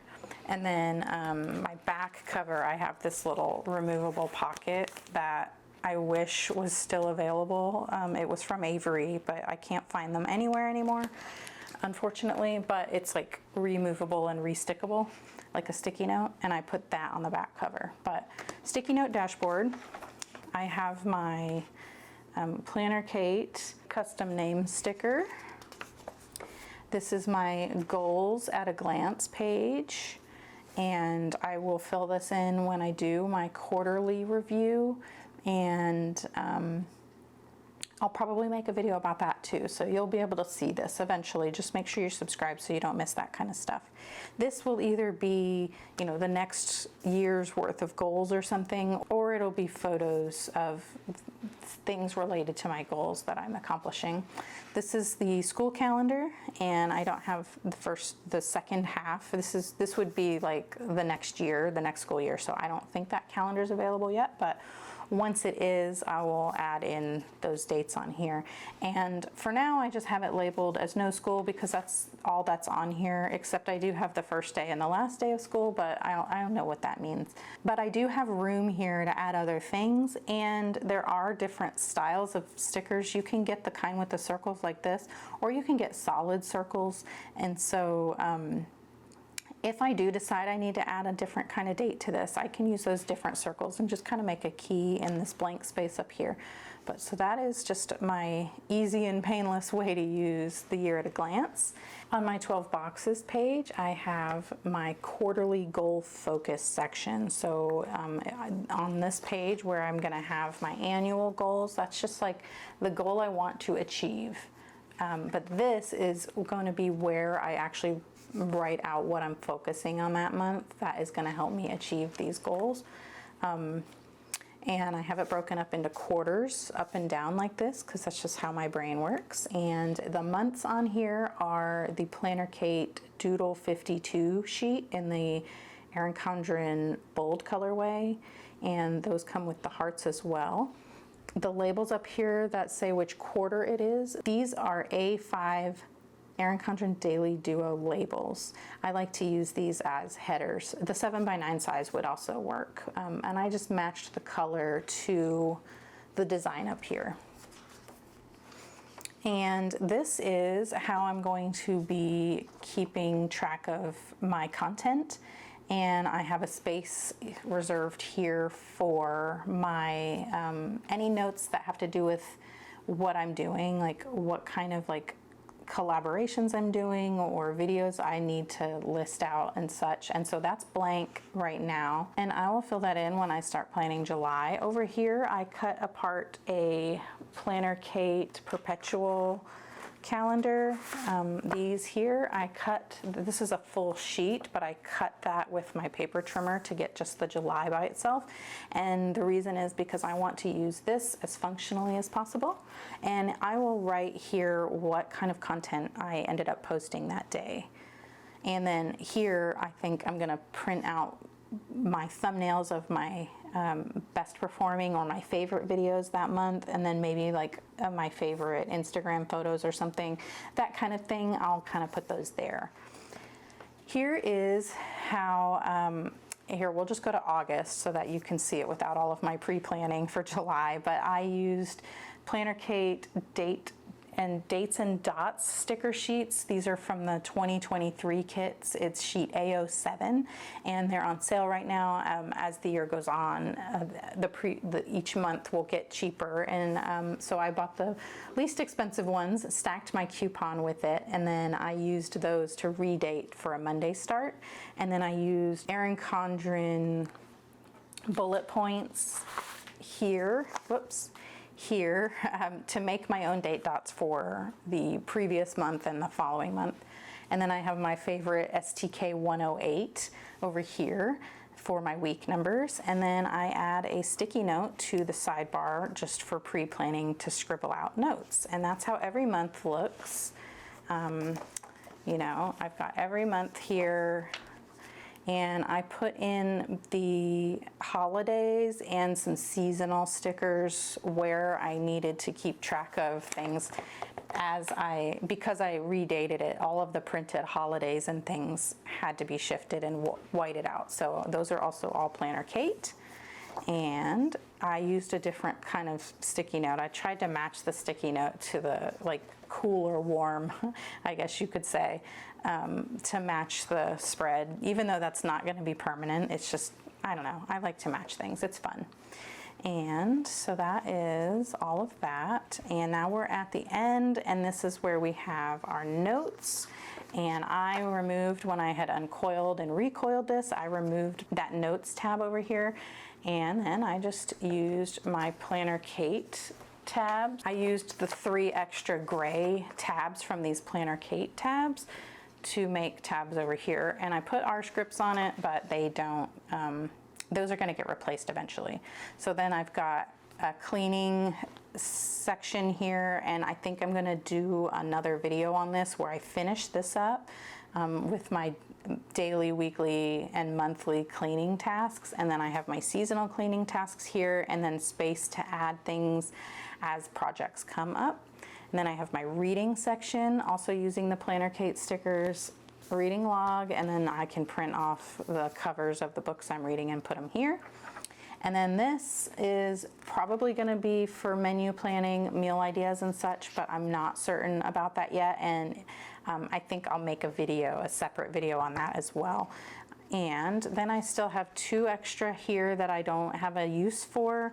And then all of the stuff in the back, I'm thinking I don't really use this page at all. And so I'm thinking I might put another full page sticker here if I need something, you know.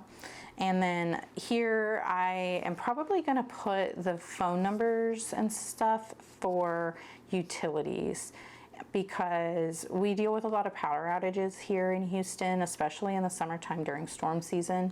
And I just need to have a way to contact by phone without having to look it up on the internet. So I want to have like a hard copy of that, and I'm thinking this might be a good spot for it. Although I also have the perpetual book here, and that has a place. So I think it's probably also a better idea to put it in here, because this will move with me, where this I would have to redo it every time I, get a new planner. And then here is my forward planning for 2026, which I won't need to do anything with until stuff starts coming up for that. Here's the one for 2025, and I basically need to go and add all of these into my planner. But something that I thought about after I recoiled this was that I should have taken this out and put it here before this one, I'm thinking.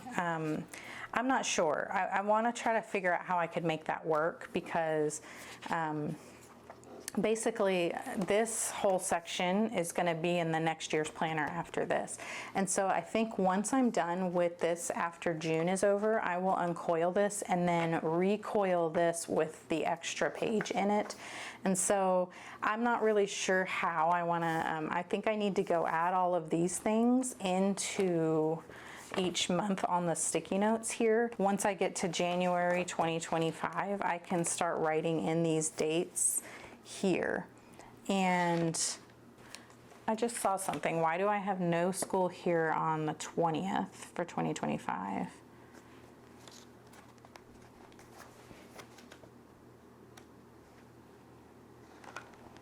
But I don't have it here. And did I forget one? I did, I forgot one. So I'm glad I kind of went over that. I probably never would have noticed that. I don't know what made me notice it right now. But of course I have a huge mess over here and I can't find the sticker. Where is that sticker sheet? Here it is. Okay, so we need the January 20th. Right there. All right. Anyhow, I need to add these types of things to my planner here. Some of this stuff is bill related, and that's why I didn't add it yet, is because I'm not 100% sure if I even want, I don't usually put bills in here. I keep track of my debit card spending in here, but I don't put bills in here anymore. And so I just don't think I need it. Because I have that figured out elsewhere. And so that's why I didn't actually transfer any of these dates, but that's where you would put, this is for your future planning throughout the year. And then when you go into your new planner, you would open up your planner and check each month and then start adding those dates in so that nothing falls through the cracks. So make sure you're doing that. Personally, I don't need to do that because it's all no school and bills is all I have on here. And I already have all the no school stuff figured out, and then the bills are in a different book for me. And then this one here, I'm considering if I need to put that in the new planner so that I can have the last half of 2025 for pre-planning. This is a sticky note. Let's take this out. I want this somewhere handy. We're going to put it on the front cover for now. And then, oh, that's the vellum. And that will probably live there with my other sticky notes. This is just the library hours for the library and then the used bookstore at the library. I'm always looking those up, and it's not really convenient to find on the library website for some reason, so I like to have that just at a glance there. So, okay, so that is how I have my Erin Condren LifePlanner set up. I'm so excited this is finally done, and I can't wait to start planning in it. I know this was super duper long, and I hope you enjoyed it. I hope I was able to keep you company while you were planning, and I invite you to leave a comment asking me any questions or suggesting anything, and let me know which planner you're using, and is it the same planner that you've always used, or are you trying something new this year? All right, so if you liked this video, please give it a thumbs up. And if you really liked it, please consider subscribing because I post functional planning videos on my channel. And if you liked this one, you'll probably like those ones too. And I would love to see you in the next one. Thank you so much for watching. Bye.